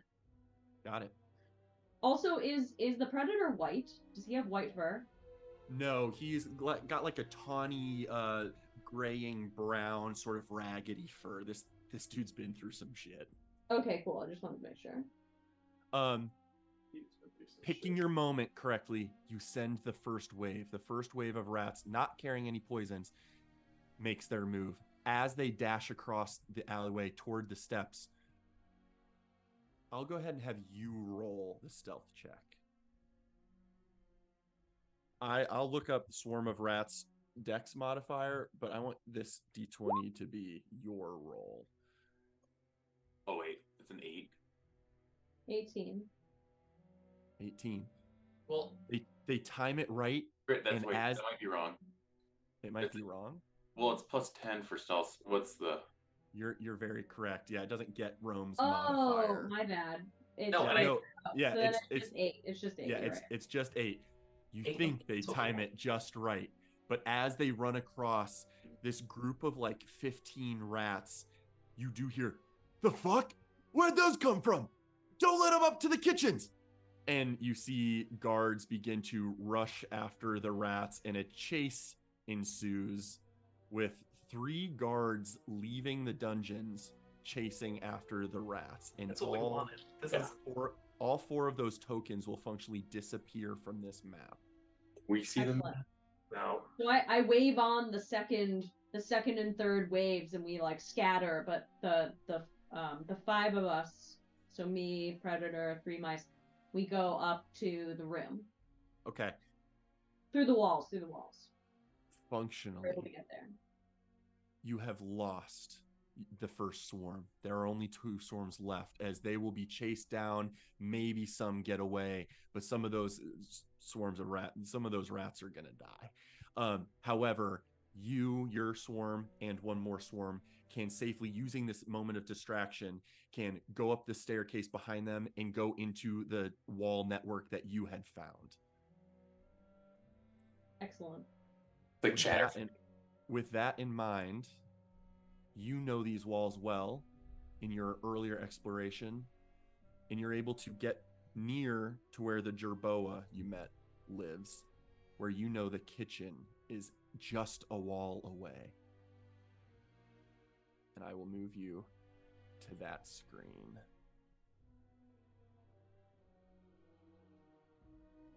You find a wall of the kitchen, and although it has been sealed rather well from the exterior of the building, there are still flaws within the structure, and you do find a small dip in one of the floorboards that has just sunk over time due to just like general building stress, and you guys can just slink under this wall, and you see what appears to be 3 cooks tending to various pies and breads and soups and stews, as well as 2 Durastian guards sitting down at a table just conversing with each other. You have found the kitchen. What about this dude? Another chef. So apologies. 4 cooks in the kitchen. Okay. And I'm like, we're out of sight right now. You are currently out of sight, just off map. I just have your tokens shown to relay the. And you're saying that we have 2 swarms. Like You what? are a part of one of the swarms, but I just have you separate on the screen. But yes, 2 swarms. Basically, you guys can you can disperse the poisons to each group as you want, or keep them all in one group and use the other for distraction, what have you. But you see a pot of soup sitting on the countertop that, in theory, you could dump poison into. Ooh. Yeah, I think that that's probably what we're gonna want to do. Poison the whole soup. Because I'm remembering back to we can give protection from poisons to Jiri. Like, I'm recalling that as a part of our discussion. All right, so how am I gonna sneak all the way over there? Yeah, I think so we this would have to is pull it going up. to be a stealth challenge of sorts. And sacrificing one of the swarms may hinder or help you depending on how it goes. So what are you thinking about doing here? All right, so I like whisper to the predator. I'm like, I think that I need you in command. And we're gonna hold off on your sleeping poison. I need you to command a swarm for me. I can do that. But in that sense, I think you should be the one to deliver the sleeping poison. Sure, let's dump all the basics into the soup that'll be served to everyone. But my nose tells me there's a cut of meat rarer than the rest in here. Surely that will be served to one of the important people. You sink the poison into that meat, coat it if you must. We'll take care of the rest. Okay, so he's gonna take care, like they're gonna take care of the soup then, is what? He is offering for them to take care of all 6 basic poisons that would affect everyone, giving you the opportunity to affect a piece of meat that will be served to probably a person of import at this dinner. And specifically, this is potentially the sleeping poison that would be given to an important person. We need. I mean, the Predator's making a lot of really good points. So let's go with this plan. I like it. I'm gonna use my keen smell to try and find.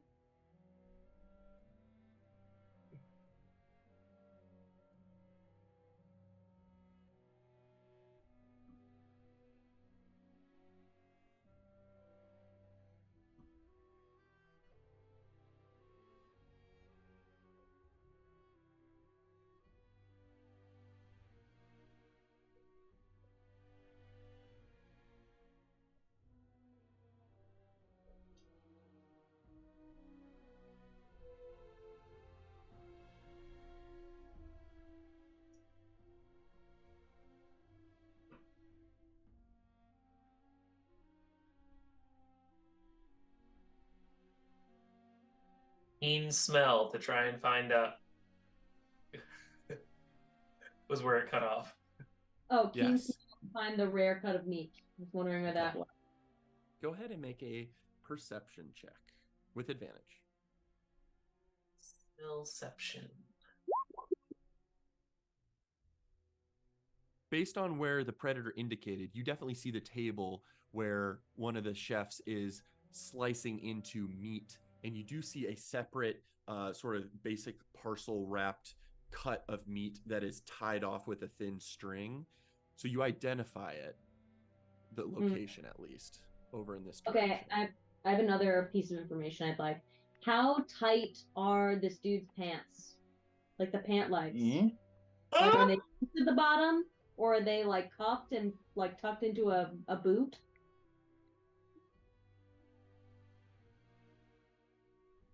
Roll a d20. Is high or low good for you? Let's go high. High is good for you. Roll a d20. 11 or above. God damn it. Unfortunately, with a 4, he is good at his job and he doesn't want to trip on his pants, so they are tucked into his nice boot. Boo! I'm like tempted to use a point of inspiration to change that. No. There's other plans. I'm not. I'm gonna think of another way. Roll. All right. So there's like no like, there's no holes in the clothing. Interesting. All right. Well, and I take so if there's like 15 mice per swarm, correct? Mm-hmm. I'm gonna take 5 of those mice. And you, on the 31st of Evening Star, are the 31st mouse. Yeah, what are you doing? So I'm gonna take 5 of those, and they're gonna support me in they're just gonna crawl up the legs of this dude like real fast, and just kind of like, when you see a mouse, I mean, like, you freak out. So Yeah, if they're absolutely. like on you, it's gonna be pretty scary. So that while that's happening, I'm gonna crawl up the leg of the desk or the table and shove the sleeping pill into the meat. Yeah. Simultaneously are the other mice making their move. Yes, I think that this is best if everybody makes their move at the exact same time, like premium chaos. Okay. You, as Rome, with your natural proficiencies and stuff, go ahead and make a stealth check with advantage.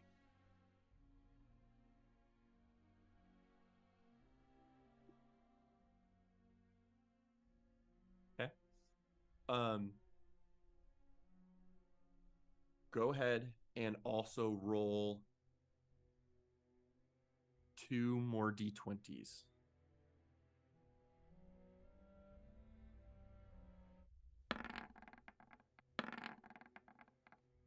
Okay. You make your way over to the leg of the table while 5 rats join you, and you give the word for the predator and his forces to also make their move at the same time. Yes, like the scatter method again, The 5 rats climb up this chef's legs, and immediately he loses it. Ah, help! You've got to be shitting me!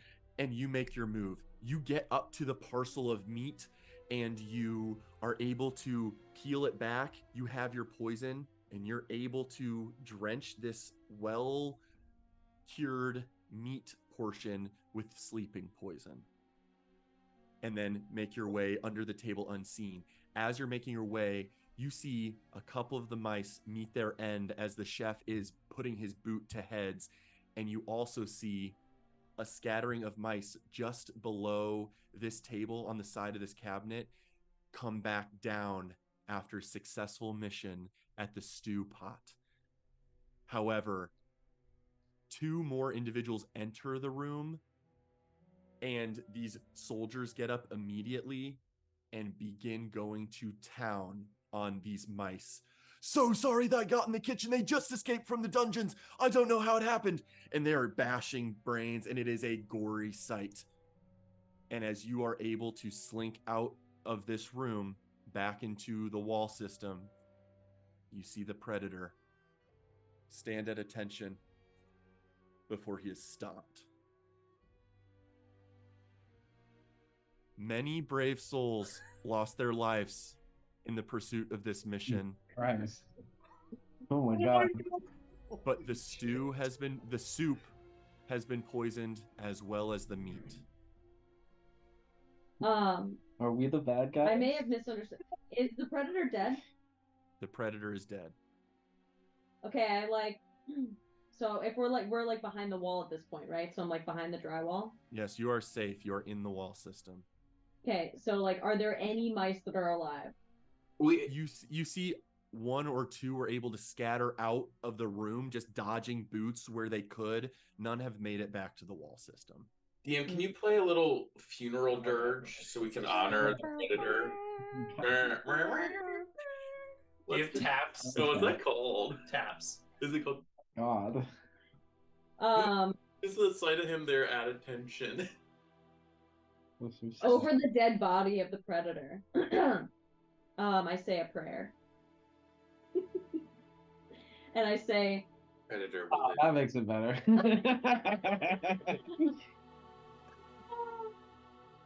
may your bodies be used for something else to give life to new life. Thank you for your sacrifice. And I run back to the room. You are able to make it back to the room. Should The I mission- look at the predator first? The mission has been successful at the loss of many lives this day. Did you say should you have eaten the predator first? No, looted the predator. Oh, I like the idea of eating him to like carry on. But, Rome, you are able to join up with your allies once more in your room. DM, very quickly, how much time is left before the dinner when Rome returns? I'm just wondering. Great question. Did all that 10 minutes, then probably another 10, 15. There's probably 30 minutes left until your absence would be checked on. Okay, I will be peeking out from the closet, looking at Telperion to telepathically talk to him, and I will say, the three of you head down for dinner. When you head down for dinner, leave the door open. I will collect Rome. We will wait a bit, and we will do some snooping while you're souping. So I will wait in the closet, and I will. How big is this closet? Can you fit another individual in here? Yeah, 2 human beings can stand in that. Probably 3 if they crunch, but it's like a college dorm type closet where it's like a foot deep and like 6 feet wide. So Gotcha. I will tell Telperion to tell Rome to come into the closet when she comes back, so that we can get a very squished short rest if she wants. Bruh, closet. Okay, I run to the closet. Also, I communicate back that it's been a success, Telperion. Everything's in place. Many rodent lives were lost, though. Telperion gets a lingering, like, visual of the predator standing at attention from your perspective. All right. So, souping and snooping. And I'll tell Rome that she can de-transform so that we can get a short rest, and that in 1 hour's time we will Rome, I'll have you go back into a small critter form, and you can go into a pocket of mine. I will be going invisible to explore the house. Wait, I have an idea. I have an emergency measure. Here, take this, and I'll hand you my spellbook. In the back of the spellbook, you could write, and Minerva would get a message. Maybe she can send a message to me if you need to relay something. Oh, I'm sending some to Mirage. There's that. And he can send back. Okay, sure. I mean, it's the same as sending it to your sister, but yeah. Sure. But he can send. Oh, he can send to us. Okay. He can figure it out, yeah. very well. The 3 of you going to dinner. Indeed. Also, if and when you upload this session, MK, you should totally get back to naming the sessions, and Soupin' and Snoopin' is a great name for this sesh. You guys begin to, in your well-dressed attire, start making your way downstairs? I Upon us really getting ready to walk through that door, I will take 18 seconds to cast Protection from Poison on the three of us. It lasts for an hour. Okay. Please go ahead and make sure to mark that spell. All those spells. I'm going to, over the course of the past half hour, have switched to the ring of defense instead of my cloak. I don't think the cloak's necessary at this point. Sure. Okay, that's all. Okay. You guys head downstairs. Let's see here.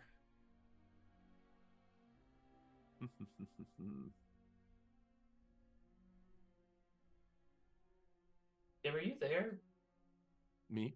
What? Oh, Tim. Oh. Oh, yeah. Hi. I like the hand up. I can tell you're still there. You guys leave your room as Thane Gaspard and two Durastian attendants of Gaspard's. You make your way down the stone marble staircases that lead downward, and you are on the main level once again, and you hear a bustle of conversation and pleasantries happening through the now opened door where two knights are off to the side, Roulette, or Roulette's not there, but what Roulette had seen. But you gather that is likely a antechamber parlor space where likely people are gathering before the dinner. You guys are able to make your way in there, and the same regally dressed gentleman will hand you a quill and piece of parchment and say, "Glad to see you've joined us. If you'd be so kind, inscribe your names and hand it to the crier inside, and they will announce you. Enjoy."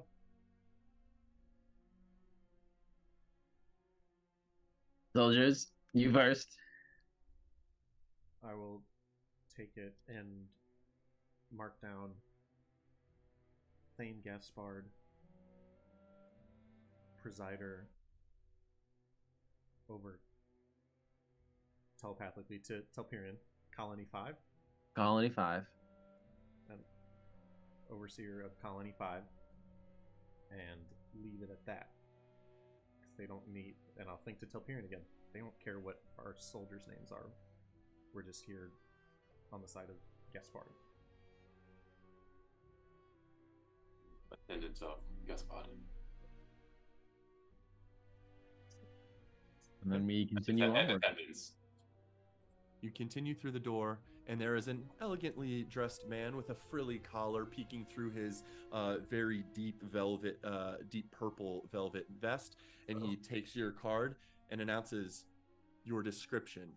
And you see many individuals in this room. There are probably 15 or so people discussing various dignitaries and noble people of clearly different stature, because some are clearly more well-dressed than others, as well as you see Captain Landry within this space as well. Thane Gaspard, presider of Colony 5, and he announces your presence, and the group's attention shifts to yours.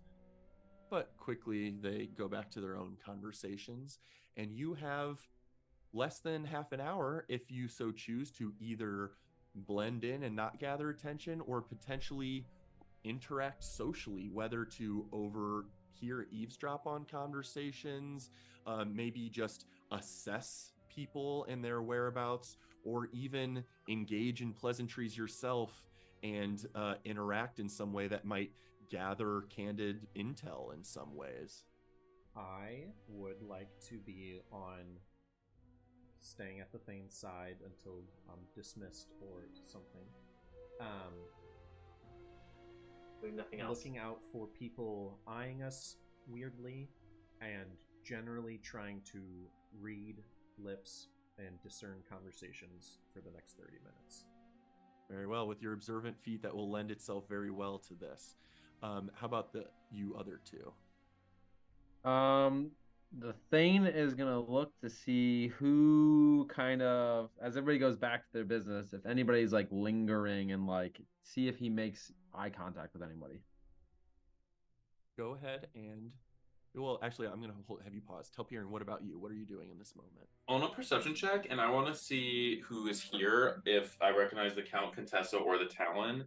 And then also, I just need to gauge, like, status. Like, are there any other little underlings clinging to people? Are the underlings milling on the side? Or are there, like, people, do the Regalist people have trains? Okay.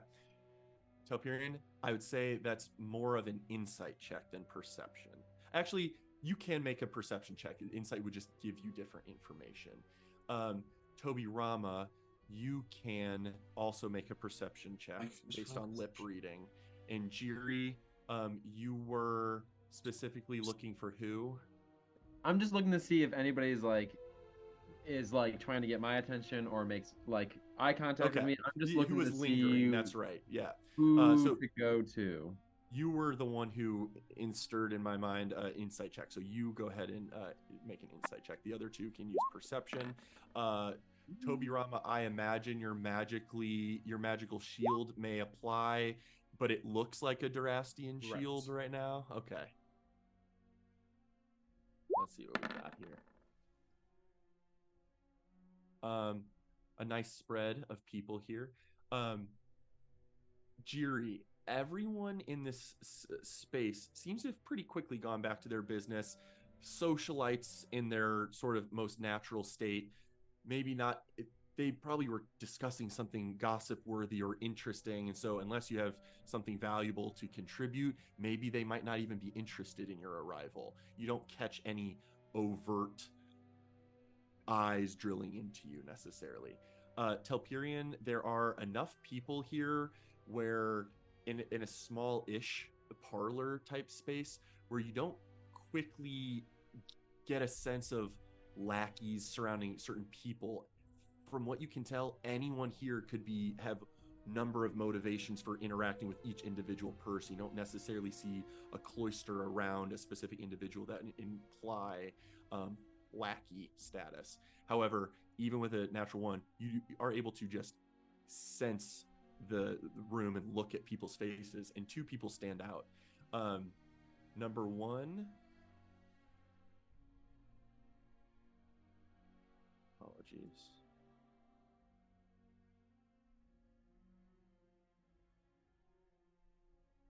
Number one is a gentleman you I think have heard of and seen through Toby's scrying, matching a similar appearance as Contessa May, who you have seen for sure, draped in a black hood covering the lower half of his face in regal deep red attire.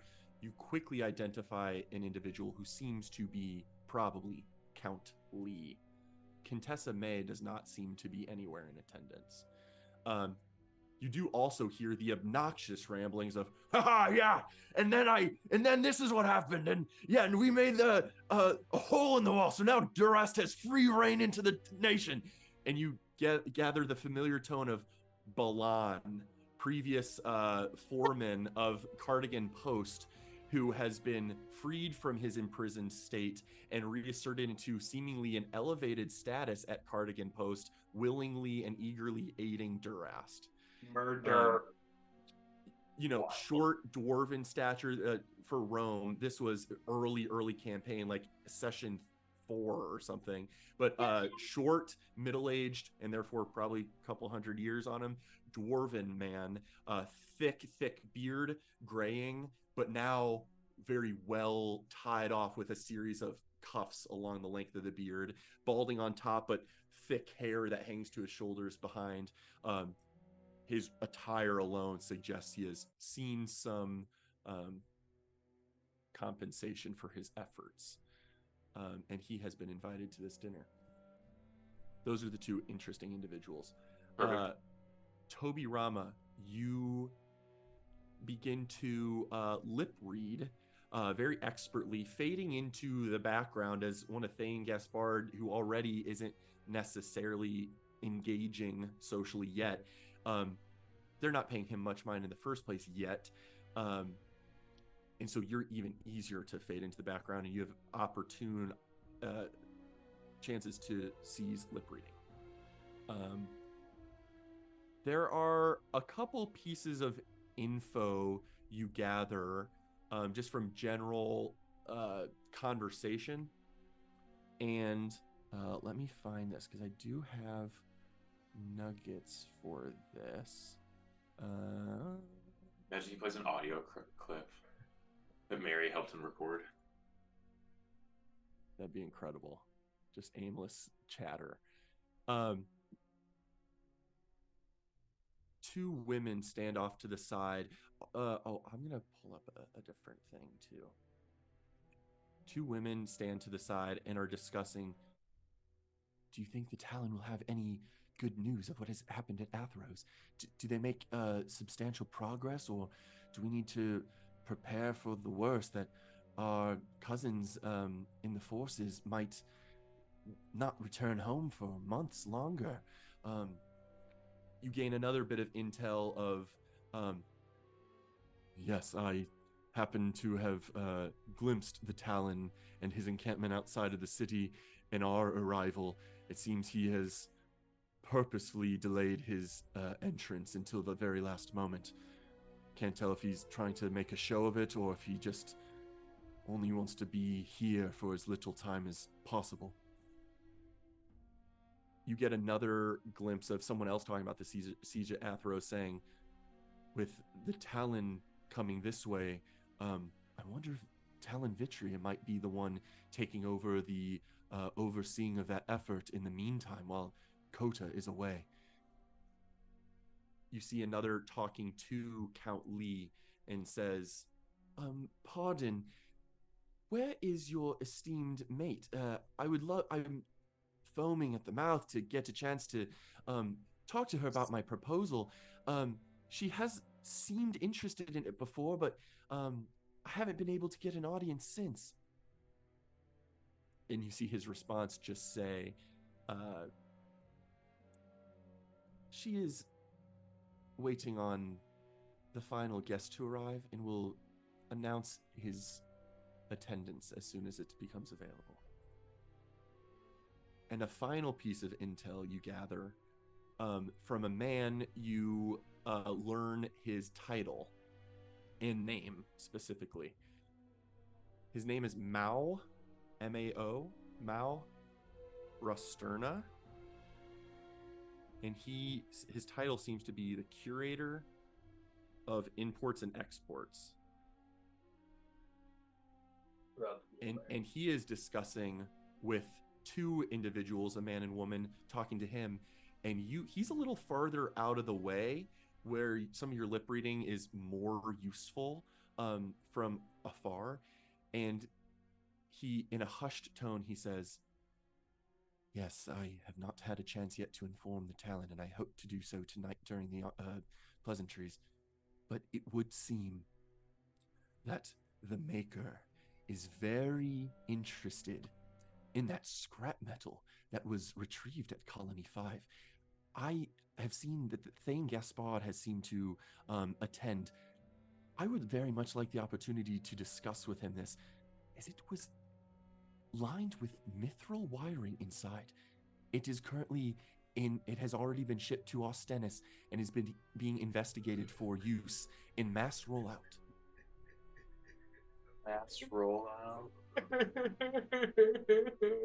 I will passively be relaying to Telperion, to relay to Jiri, specifically about how it's worth noting that this curator is interested in talking to Gaspard about the Maker and presumably the Dread Iron process. I'm silently weeping into Rome's shoulder. For no reason. For no reason. Your nose is bleeding. Yeah. And Just that thinking on race Alfie. is in Ostenis. Was the language indicate if The it scrap was... metal was indicating a construct. Scrap metal from a construct is at Ostenis. There was no mention of anything resembling a vase. Oh. It was Alfie. I was thinking it was the vase. A construct and its mithril wiring Right. interior have been exported to Ostenis for use and investigation by the Maker. Oh, so different, maybe. Okay. And finally, Jiri, is it you were able to gather that insight, but are you interested in engaging socially with anyone here, or are you okay? So you are. Any specific people you want to go toward? I obviously haven't given a list of like physical descriptions and things, but No. So once I get that information delivered to me about this guy, I will go up to Mao and attempt to engage him with in conversation.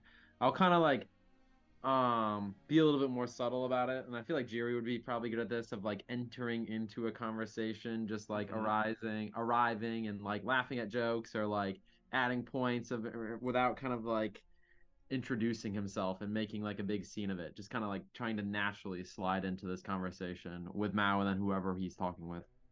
roll for organic conversation. I think you don't necessarily, you're not specifically deceiving in this situation. So I think it's a straight charisma check. Roll for Riz. Give him the Riz. 23. Very well done. You slip into this conversation and you see Mao acknowledge your arrival right away, but continues on with his story, and just about kind of mundane in and out procedure, talking to a man of seemingly high military stature within the Durastian army. And you get the sense that you gather his title and name as well. He's Commander Gauthier, and is one of the commanders that helped at the siege of Athros. And specifically, he's the one who mentioned, I saw the Talon's encampment on my way in. So seemingly someone who, if Talon Coda and Commander Gauthier are both responsible for part of the siege effort at Athros, these two individuals are pretty important. So you gather his stature and station. Okay. I definitely would at one point ask for like an update and be something along the lines of like, I've been away for many days now. Is there any news, any updates about the situation at Athros? Well, as I was discussing, it would seem that our mathematicians must have made a slight error, as their supplies should have dwindled not but 2 weeks ago, and therefore they should have been desperate not to die and welcome in our hospitality a week's time ago. Since that didn't happen, we're trying to reassess our understanding of the situation at Athros. The Talon maintains the pressure. No reinforcements have been able to arrive. At this point, attacking the walls has proven futile enough that we simply restock our supply lines and we will wait them out. But even if our mathematicians were incorrect, another couple days' time should buy us all we need. They will crumble and fall soon. Now, Mao, will these new contraptions that were discovered at Colony 5, will they be ready by the time, or to partake in the taking of Athros? No, those probably only arrived at Athros maybe a week ago or so. We had them in-house in Olandris for a while before we shipped them westward. The Maker has probably only begun their investigation into trying to discern how to more cheaply and just as effectively roll out creatures of similar capability throughout the city in defense of it. But they have not yet been made available for use at Athros. And at this stage, I'm not sure that would provide any additional value. You get a message, Jiri. We don't know anything of this Maker. What has he been doing before this? I said, and I think back to him. All right, I'll ask that question, but then I want to drop some hints to this guy, and we might have something even better than Alfie potentially discovered that we can. No offense, Roulette, but like a hint. Obviously, there could be nothing better than Alfie. But like, give a hint that we might have something better. Don't worry, bro. That's not you. She. Oh yeah, that's right. What that question however you like.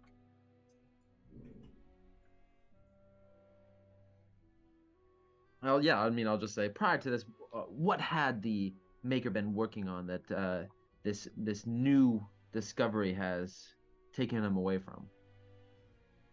Well, unfortunately, none of his inventions have made it this far east, nor should they. We should not be the priority for sharing information, but I do ache for the opportunity to glimpse his works. I'm sure it is highly profitable what he's doing.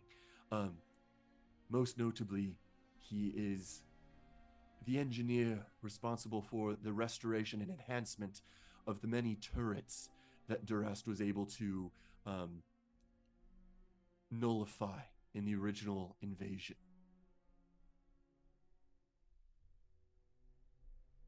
But he has struggled, as we have wanted, and less is necessary now, but as we wanted more and more troops at Athros and to take surrounding cities,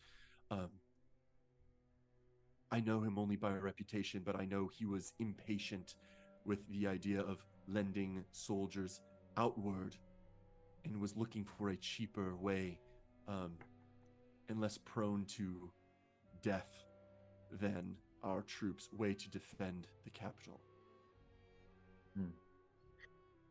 Indeed. Yes, quite a marvelous discovery we made at Colony 5, but I have news from Yes. Colony 5. Well, I must interrupt you, Thane, because I am surprised and frankly glad you are here. But when we received those scraps from the few that were able to flee from Colony 5, they suspected you might have been killed or taken. How did you find yourself able to return here? It is quite a tale.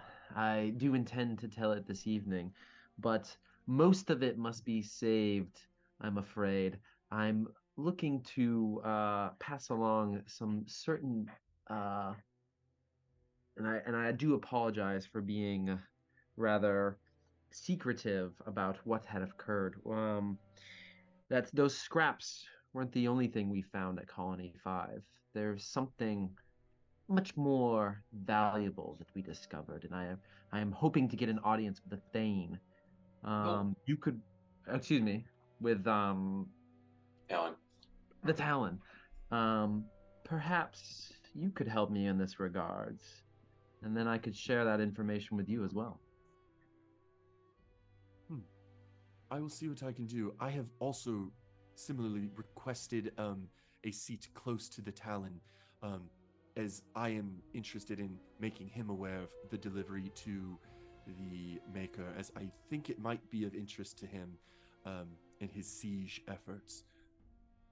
I'm not sure if I hold much sway with your seating arrangement.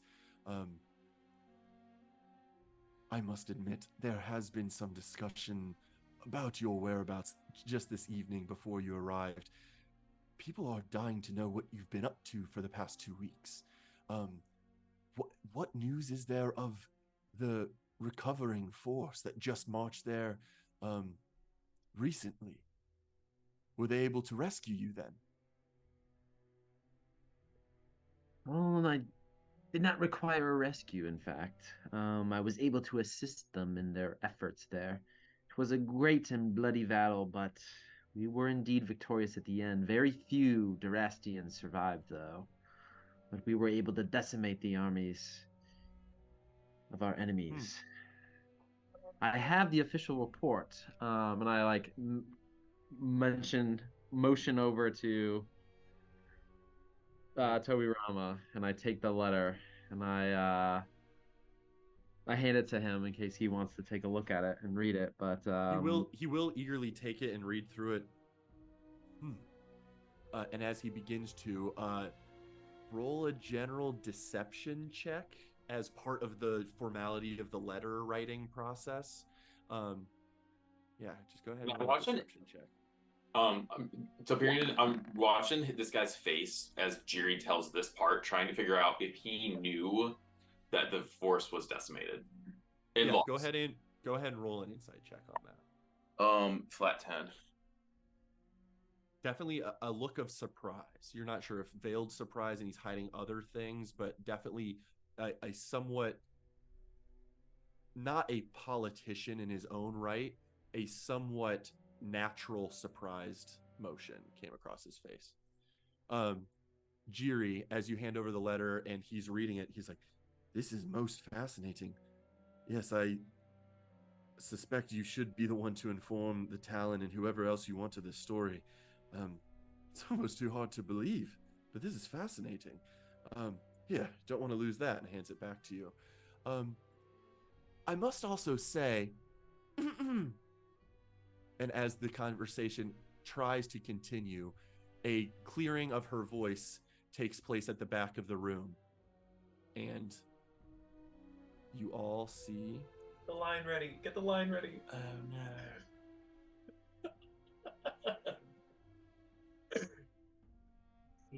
What if she's so ugly now? Oh, no. She's on. You see Contessa May, hands folded behind her back, very highly bearing herself with an very elegant posture. Even with a tilted back head, her veiled hood still covers the top half of her face, and as it just falls to her silvery blonde hair, and very pale skin. And she says, "Greetings, everyone. Thank you for attending. Outside of some unbelievably frustrating events that have occurred in the last 24 hours before the Talon's arrival, we appear to have a lovely night for our gathering, and I have been informed that he has only just arrived. Please, do, everyone, join me in venturing up to the balcony for our first offering of entertainment, as the esteemed Talon Kota graces us with his presence." We got 2 minutes. We're good. And she will lead everyone, and everyone eagerly follows suit out of this parlor room. And she leads this train of individuals up to the higher tier, and then out the front balcony window. She pushes them open, and this beautiful balcony outlooks all of the city. And you can see his approach. This is a good moment. Let's new zoom. New zoom. Perfect. And can I ask a question as we walk of a Yeah. person? So the guy that was being nice to Jiri, the commander Mao. I want Now to curator, not commander. the curator. I want to say, just like the total air I'm performing is that like I don't matter, and I know that. Who was the? I don't know the name of that, and I'm doing a really low woman's voice. I don't know the name of the one who over there, and I just gesture. I want to know the name of the person who greeted us at the gate, and then here again. The veal or lobster person. Yes. Gotcha. He does not seem to be visible at this very moment. Contessa May collected you all and is leading you upward. He does not seem to be visible right now. Okay. New zoom. Let's hop zoom.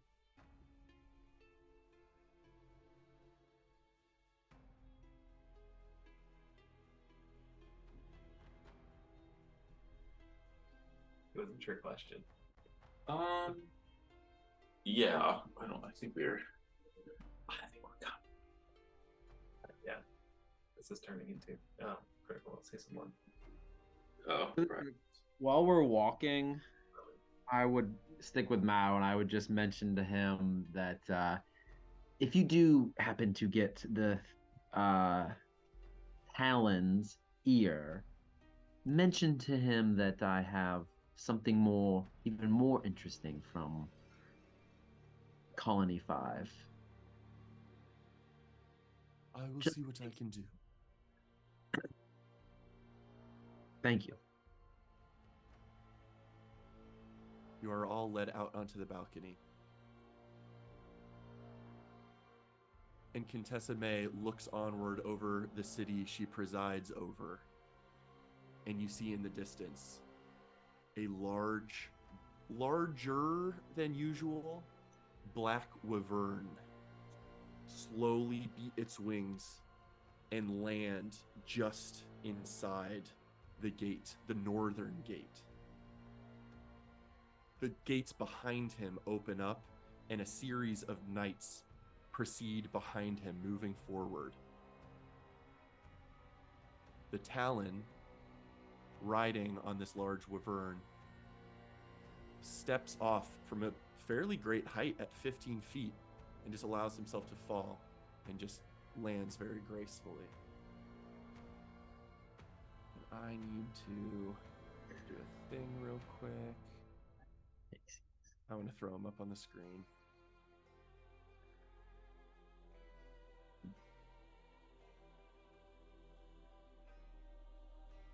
Oh, Talon Coda begins to slowly and ceremoniously walk the long road from the front northern gate toward the keep. And you hear a door close behind all of you. And you look behind you and you see the regally dressed gentleman, the veal or lobster guy. And he says, "Pardon me, Contessa, but it would appear that we have an infiltrator in our midst." He walks over toward your direction and pushes directly past you all. yeah. And puts his hand on Commander Gauthier's shoulder. "Commander, I cannot help but insult your choice in partners. It would appear that the woman you invited is none other than the current ringleader of the remaining Crown Keepers. Contessa May, I believe she snuck in here to do nothing other than assassinate you." Contessa May stifles a laugh. "I do appreciate the diligence and your loyalty to your duty, Nazim. But this was of my own doing. She's actually one of mine, isn't she?" And you just see this woman at Gauthier's side, just like sort of zombie mode, nod. And as the Talon continues to walk through the city streets, I'm trying to remember if I had any specific dialogue, but I don't think there's anything that I needed to describe. Sorry, this is lame that I'm looking right at this moment, but I do want to make sure I get... Was this a previously person who had not spoke but was following around the commander? Yes, correct. Okay. Silence is chilling. I think Sorry for the delay here. I think your music moved to the other thing. Yeah. Talon Coda continues to walk through the street. And you see, out of the corner of a couple buildings, a collection of individuals. And they're crouched. And as the Talon begins to pass them, he stops. And you just see him slowly reach for the hilt of his blade. And as 5 different individuals pounce, lurching toward the Talon, informed of his arrival time and ready to assassinate an important person of Durast's army, they all fall to the ground and crumble. Talon Coda releases the hand off his hilt and continues walking. You see, Nazim, I specifically allowed this to happen. I wanted to see his capabilities for myself. I've heard nothing but legendary tales of his swordsmanship. I needed to see it. I simply must. Thank you for your assistance, darling, in helping me weed out the very last remaining Crown Keepers. They will hinder us no longer here in this city. Come, my love.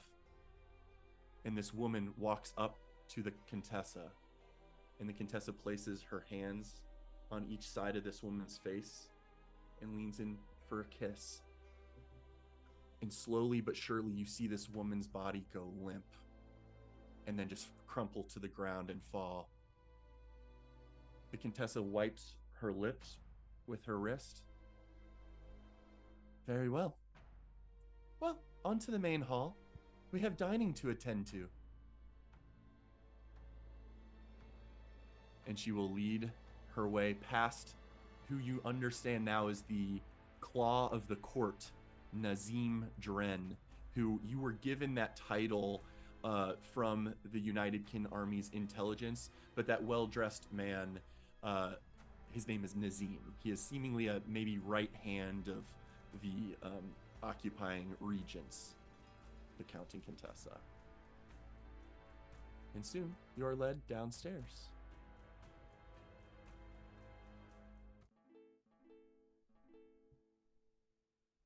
The large wooden doors are pulled open by two knights, and the Contessa and Count lead the way of the dining party into the main hall.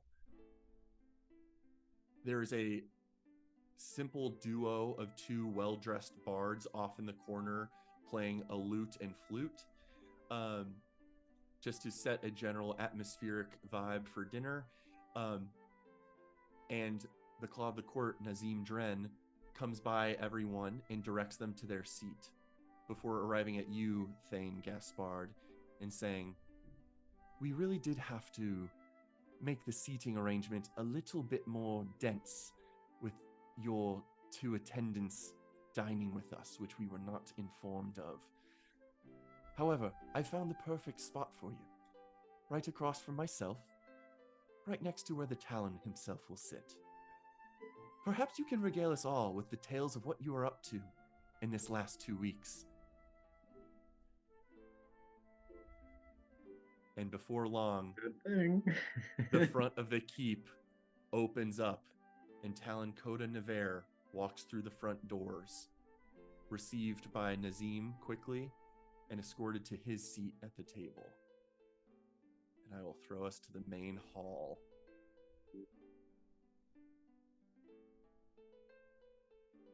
I'm going to throw out some stuff here.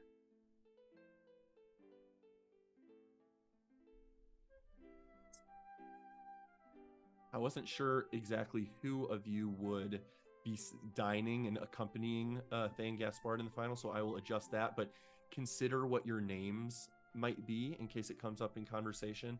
I've also highlighted the various individuals that you have determined their names or not.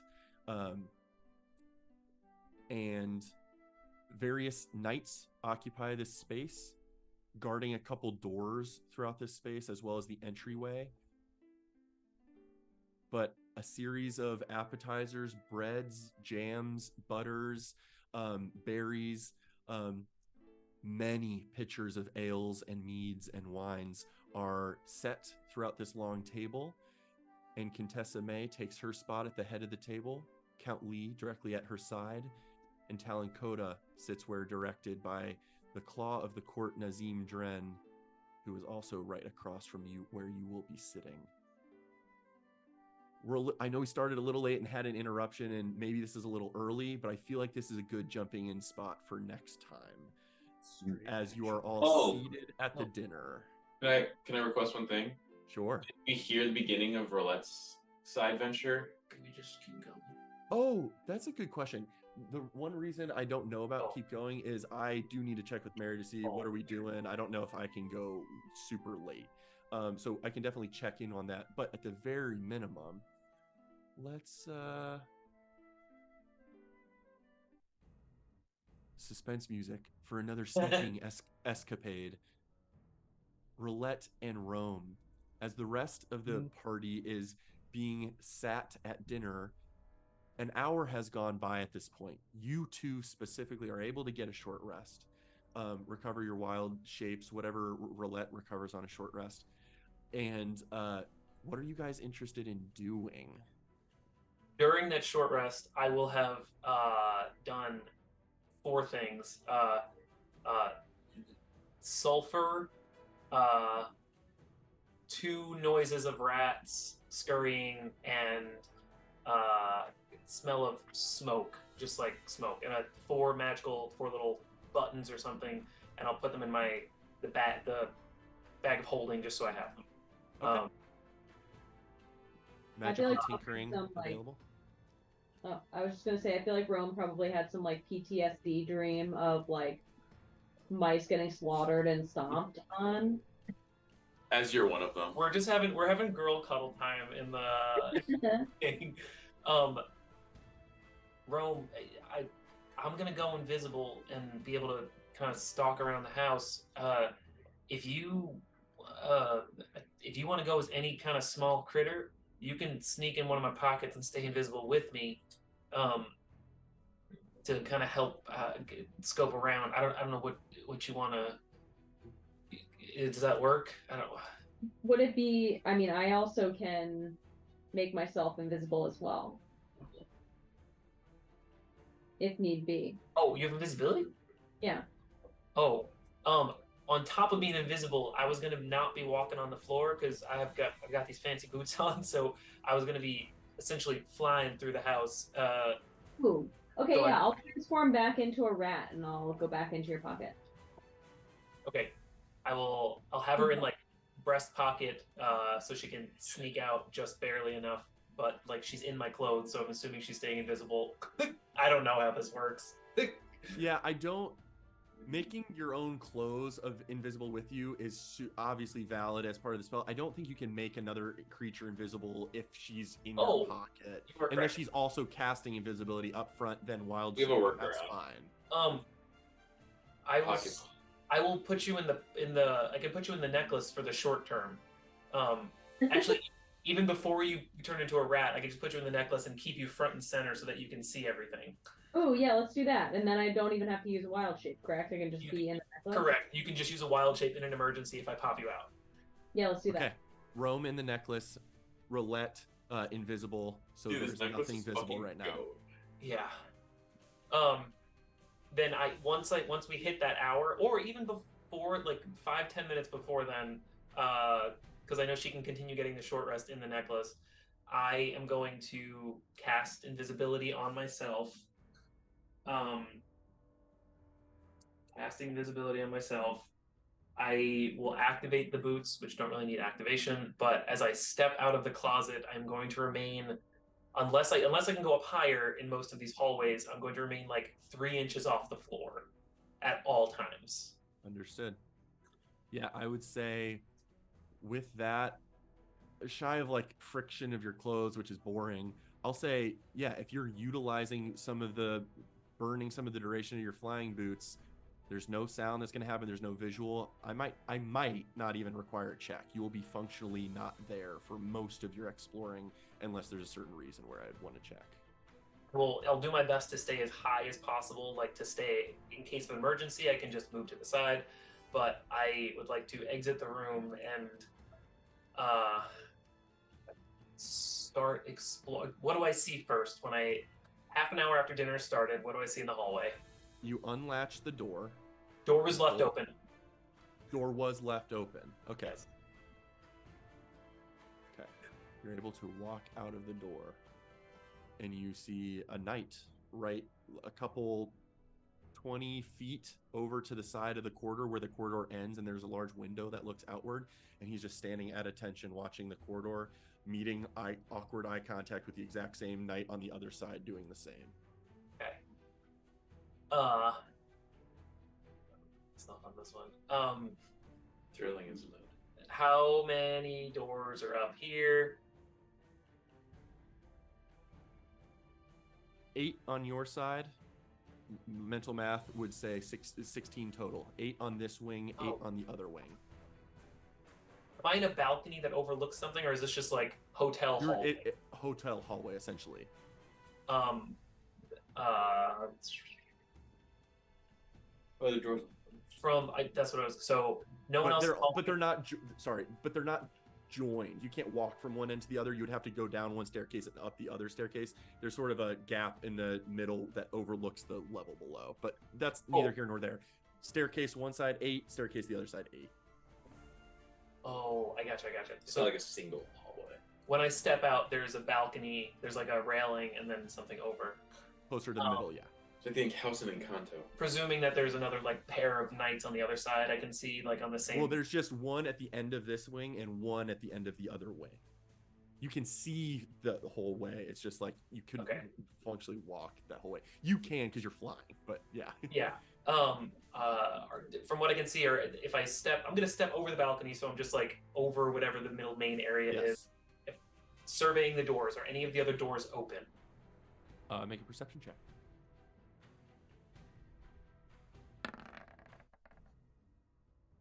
That's my favorite one. At a glance, they all look closed, and Thane Gaspard seems to be the only one with an open door. Cool.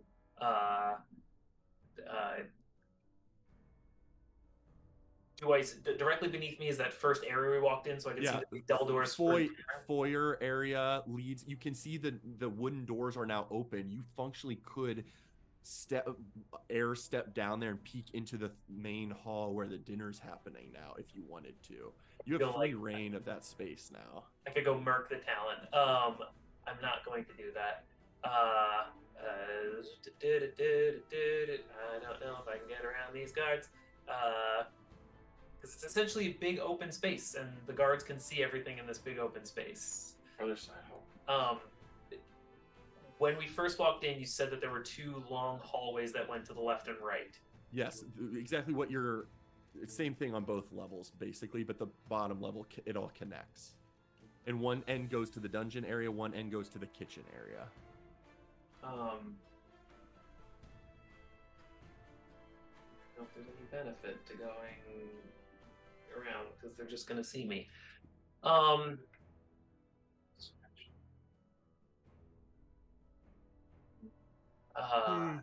You see one of the knights yawn, but stand back at attention.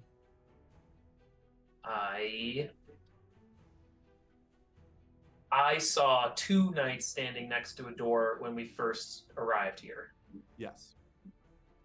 Are there two knights still next to that door, or have they left? They have left, as the parlor space no longer seems to need defending. That was the parlor space? It was indeed. Oh. We should just pick a room at random, but how do we get in? We could go check with Mary while you think about it. Critter, go check with Mary really quick for how much longer you can go. Great question. I will do that.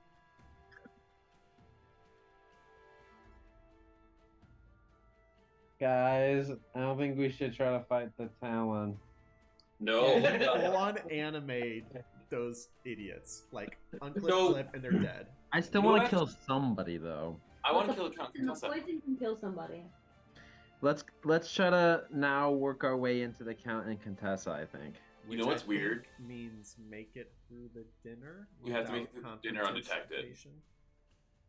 No, I think that, but also try to like get a meeting with them instead of the talent.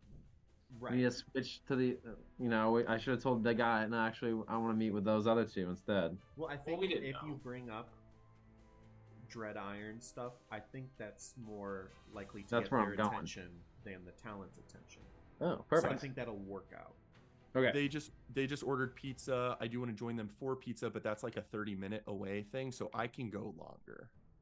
I can go lower. It's always sunny. Oh. He goes, oh. That is a little close. If I'm being honest, I'm maxing out here. I can't visualize what this room looks like is my problem right now. Okay, can you re-explain the layout of this place one more time? What is yes, that is the second function. floor? Yes, Like that looks Arkham pretty House. good. Yes. Yeah. Where are Except the two? You're not really showing the staircases that lead to those wings, but Right. yes, yeah. Where are the two guards standing? Sorry, that's what I'm trying to figure out. There's so many guards here. There's so Okay, many. there's a lot. There's two at the front door that leads into this place. There's two at the large doors that go into the throne room main hall. Okay. There's no longer two that are in front of the parlor space, but there's also two. There's one on each side of the upstairs, and probably more walking around various spaces downstairs. So there's a lot, but Okay. those are the main ones that are probably relevant to this situation. Start opening doors and see what they do. I kind of want to do that. I'm gonna go to the room that was directly opposite us. Okay. On the other wing, if that's a thing. Yeah, you're able to do that. You'll have to. Yeah, you're able to go across the side and get to a room. I will gently reach down and try the doorknob. You twist it. It's not locked. You can twist it a full rotation. You could push it and open the door if you want. That knight that's 20 feet away might see a door move of its own accord.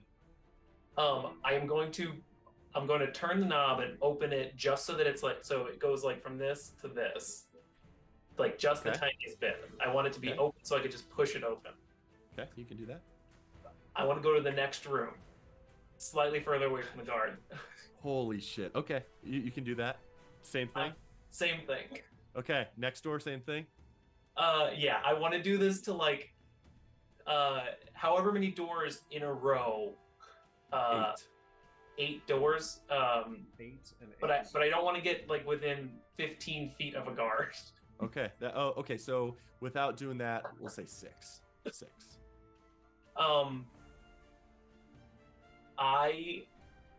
You just push ajar 6 doors. Great line.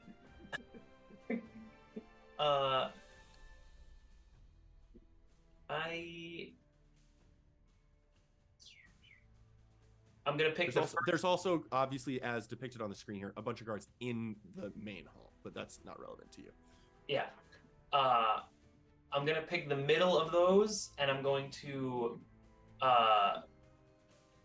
nudge it open and then step back. So I'm like over the railing. I'm away from that door. Okay. You you push it and step back, and the door just swings open. You see the knight's head turn I don't and know. just sort of stares at the door. Just puzzled expression. He's not immediately doing anything crazy. I am going to step back, and I'm going to go. Okay, these are the 4 doors. Knight is over here. Sure. I did this door. Okay. I'm going to step this way, and like I want to be like 5 feet out, 10 feet out from this door. Okay. I am waiting to see if the knight walks past, so that while his back is to this door, I can get into that one. I don't fucking know. I understand. I'm also just waiting to see if he does anything. He takes like 20 seconds go by, and then curiosity does get the better of him, and he starts to move forward, holding spear in one hand, shield in the other. And he just kind of like, you see his neck craning a little bit, trying to see what's in that room, and he does walk past you. Do I think I can like sneak into this door? Because are there any other knights looking? He's the only other knight on this wing upstairs, so you can try. Perfect. Yeah. I will, once he gets back like closer to this door, I will try and sneak into this one. Okay, go ahead and make a stealth check. I do think it has advantage. The reason this is even being called for is because creakiness of wood could throw you off, maybe. Yeah. But it's probably a pretty easy check. Double ones? 12 is good enough. Where as he walks past, is that anyone in there? And you seize the chance to prop open the door and slink into this room. I'm not going to shut it all the way. I'm just going to do that same thing right where it was to close it back. Is this the Contessa's room? This is not the Contessa's room. Shit! Yeah, 1 in like 16 chance. On this floor. No, this is I not. know- This I is know. just not up here. What do I see? Similar bedspread, canopy, fixins of the room you guys occupy, but you can tell the pillows have been fluffed. The bedspread has been very recently washed and dried, and it just looks well made. There are also a series of satchels and bags set alongside one of the beds. It looks like no one has sat in this bed or occupied it, but someone arrived here likely today or yesterday and has stored their things here. So someone is occupying this. Someone occupies this room, but are not currently there. But there's like belongings in here. Yes. There's windows? I'm assuming, because I'm assuming it mirrors the other side of the building. Yes, correct. What?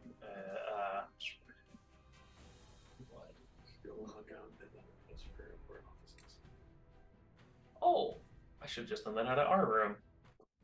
Now you learned that the upstairs is useless.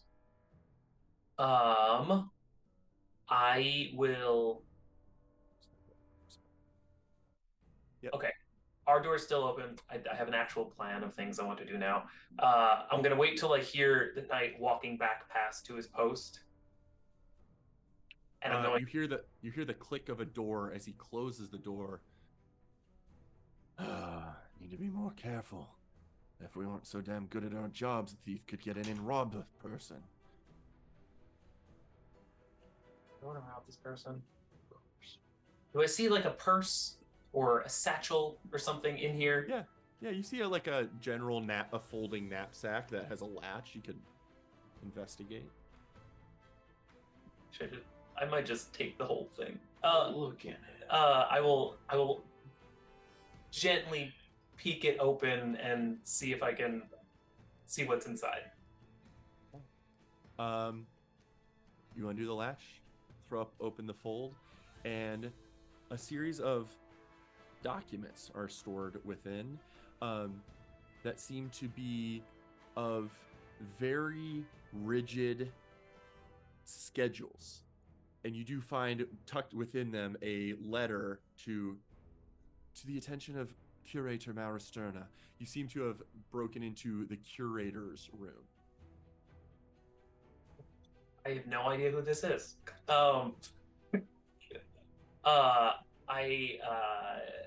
At a glance, this just looks like minutia of scheduling, and I will say there are quantities and types of supplies being moved in and out of the city. If you wanted to, you could sift through them very quickly. A bookkeeping mind like your own, running your mom and pa's shop, might know that even in mundane things, there could be a nugget that stands out, but I don't know if you want to spend time doing that or not. I'm just gonna take most of the papers. Okay. I'm gonna take like 60 to 70% of the papers. I'm gonna leave like the cover sheet and the first page of some of these documents, so it looks like, oh, I forgot stuff. Okay. Go ahead and make a general intelligence check, just for fun.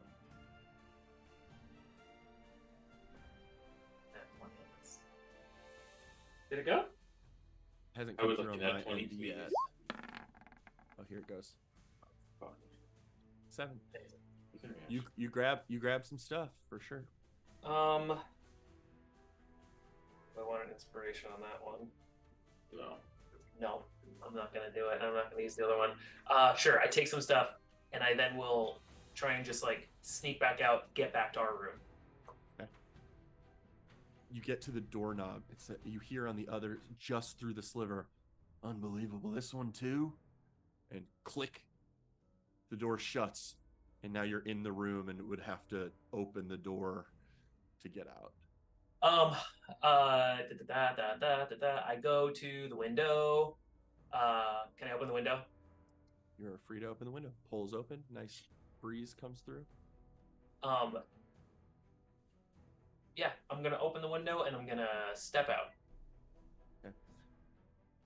Your foot almost slips as Nope. the snow from recent days has made the front. Oh, you're flying. You notice that the roof tile is slick, and therefore a foot could slip. You don't need to do that, and you do peek out under there onto what could be like, technically you could stand on this pitched roof, and you just hear the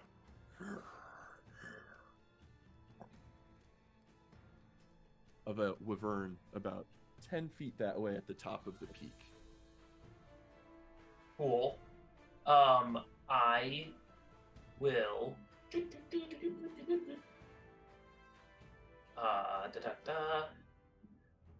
I'm gonna go in the opposite direction of that, and I'm going to. I want to get back around the building to.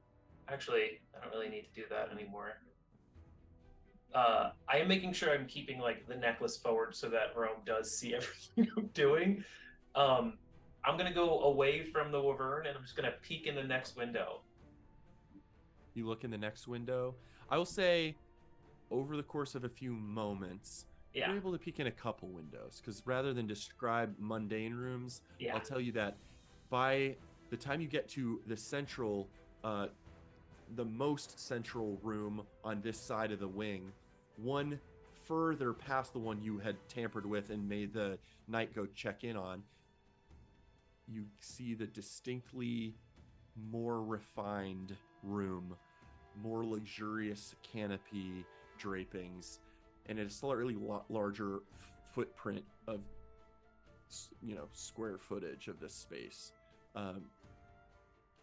Somewhat aligned. You didn't get a picture, but somewhat aligns with Toby Rama's description of what the Count and Contessa's room looked like.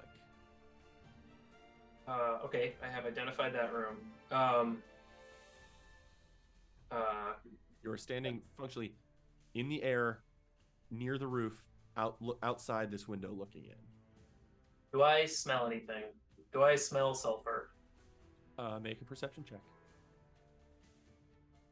Sulfur. Oh God.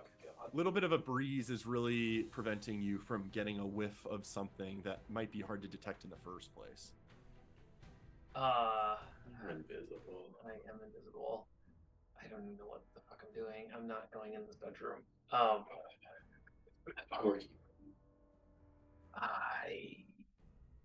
No, I think I'm gonna get us back to our bedroom. I'm gonna go. I'll even take like a wide berth around if I need to, but I'm gonna get us back to our bedroom, and see if I can get back in via window. You absolutely can. Your window is not locked. You didn't leave it locked. You can just grab the little handle, pull it up, and duck under. You are back in your room. Is our door open still? I'm just wondering if you came and closed it. It is open. Okay. I'm gonna go up behind the door. I will pop Rome out. And I will whisper,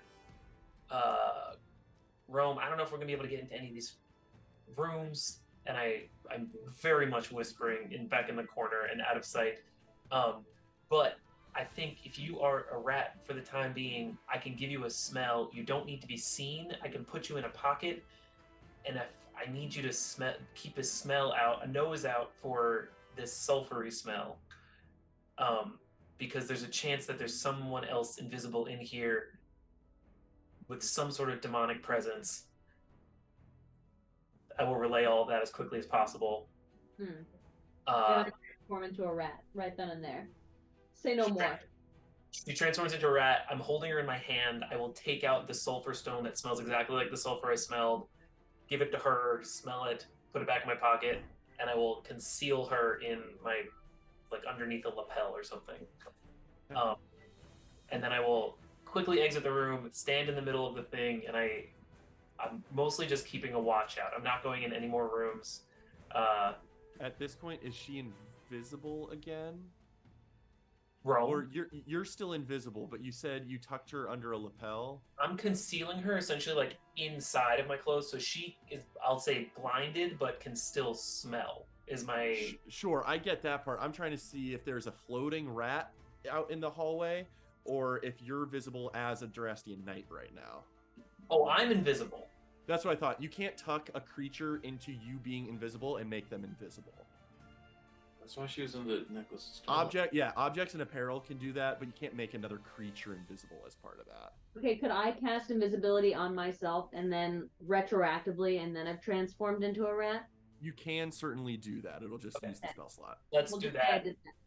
And and then she will be pocket Rome again, but truly invisible herself. Okay, that makes sense. I appreciate that. Perfect. And then I'm just gonna go in the in the middle of that hall, and I will just be and we can end it here because I don't have anything else to do. But I'll just be doing laps essentially quietly as quietly as possible to see if I can suss out a sulfury person somewhere. Using Rome as a dowsing machine for scent. Rome, please make a perception check with advantage.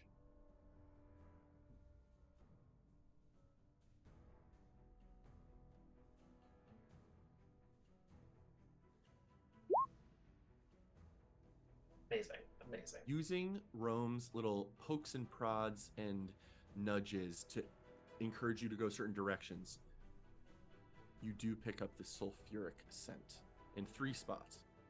It's no longer at your doors. It's no longer in your room or at your door. Seemingly that was perhaps a temporary thing due to a temporary occupant being outside your door at that time. Where your nose leads you to now are 3 different spots. That scent definitely carried into the main hall. That same scent occupies outside the door of seemingly the Count and Contessa's room. And a variation on that scent, not the same scent, but very similar, is down in the direction of the dungeons. The beast. Yeah. It there's- does. Same.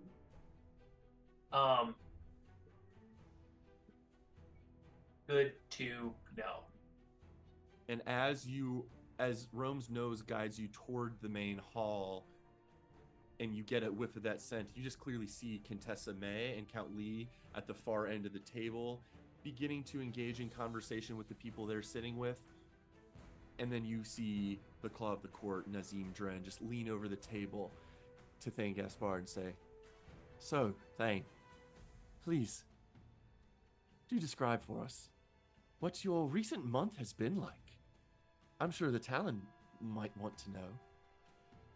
And I guess we'll call it okay. that there so that we can think of conversational topics we might want to hit. But Nazim Dren, Claw of the Court, is directly across from you asking this question, and the Talon sits right next to you with simply hands folded, scanning the table. So far has not said much of a word. Can't wait. Final thing I will do, because I should have a view of my former self as a seeming. I will look at that individual Telperion and just relay that sulfury smell from the room in front of I located the Contessa's room. Everything I just said, everything we just found, info dump over to Telperion. You try to send that message. Oh, is there a distance to that? And he seems like he's just a little too far. You might have to get into the main hall to communicate with him. I will consider whether I want to do that. I over can't the next respond to week. you anyway because I can't see you. No, I know. Okay. And that's all. And we've got less than a minute on the Zoom, which is kind of good timing, Bro, I guess. We can Maybe take all of these people. I don't know what you guys are worried about. We're gonna do an afternoon session again next week if possible. That's we should check in with everyone on time constraints. So Okay. let's text about We had it. I texted think- saying we have a friend in town, so he's going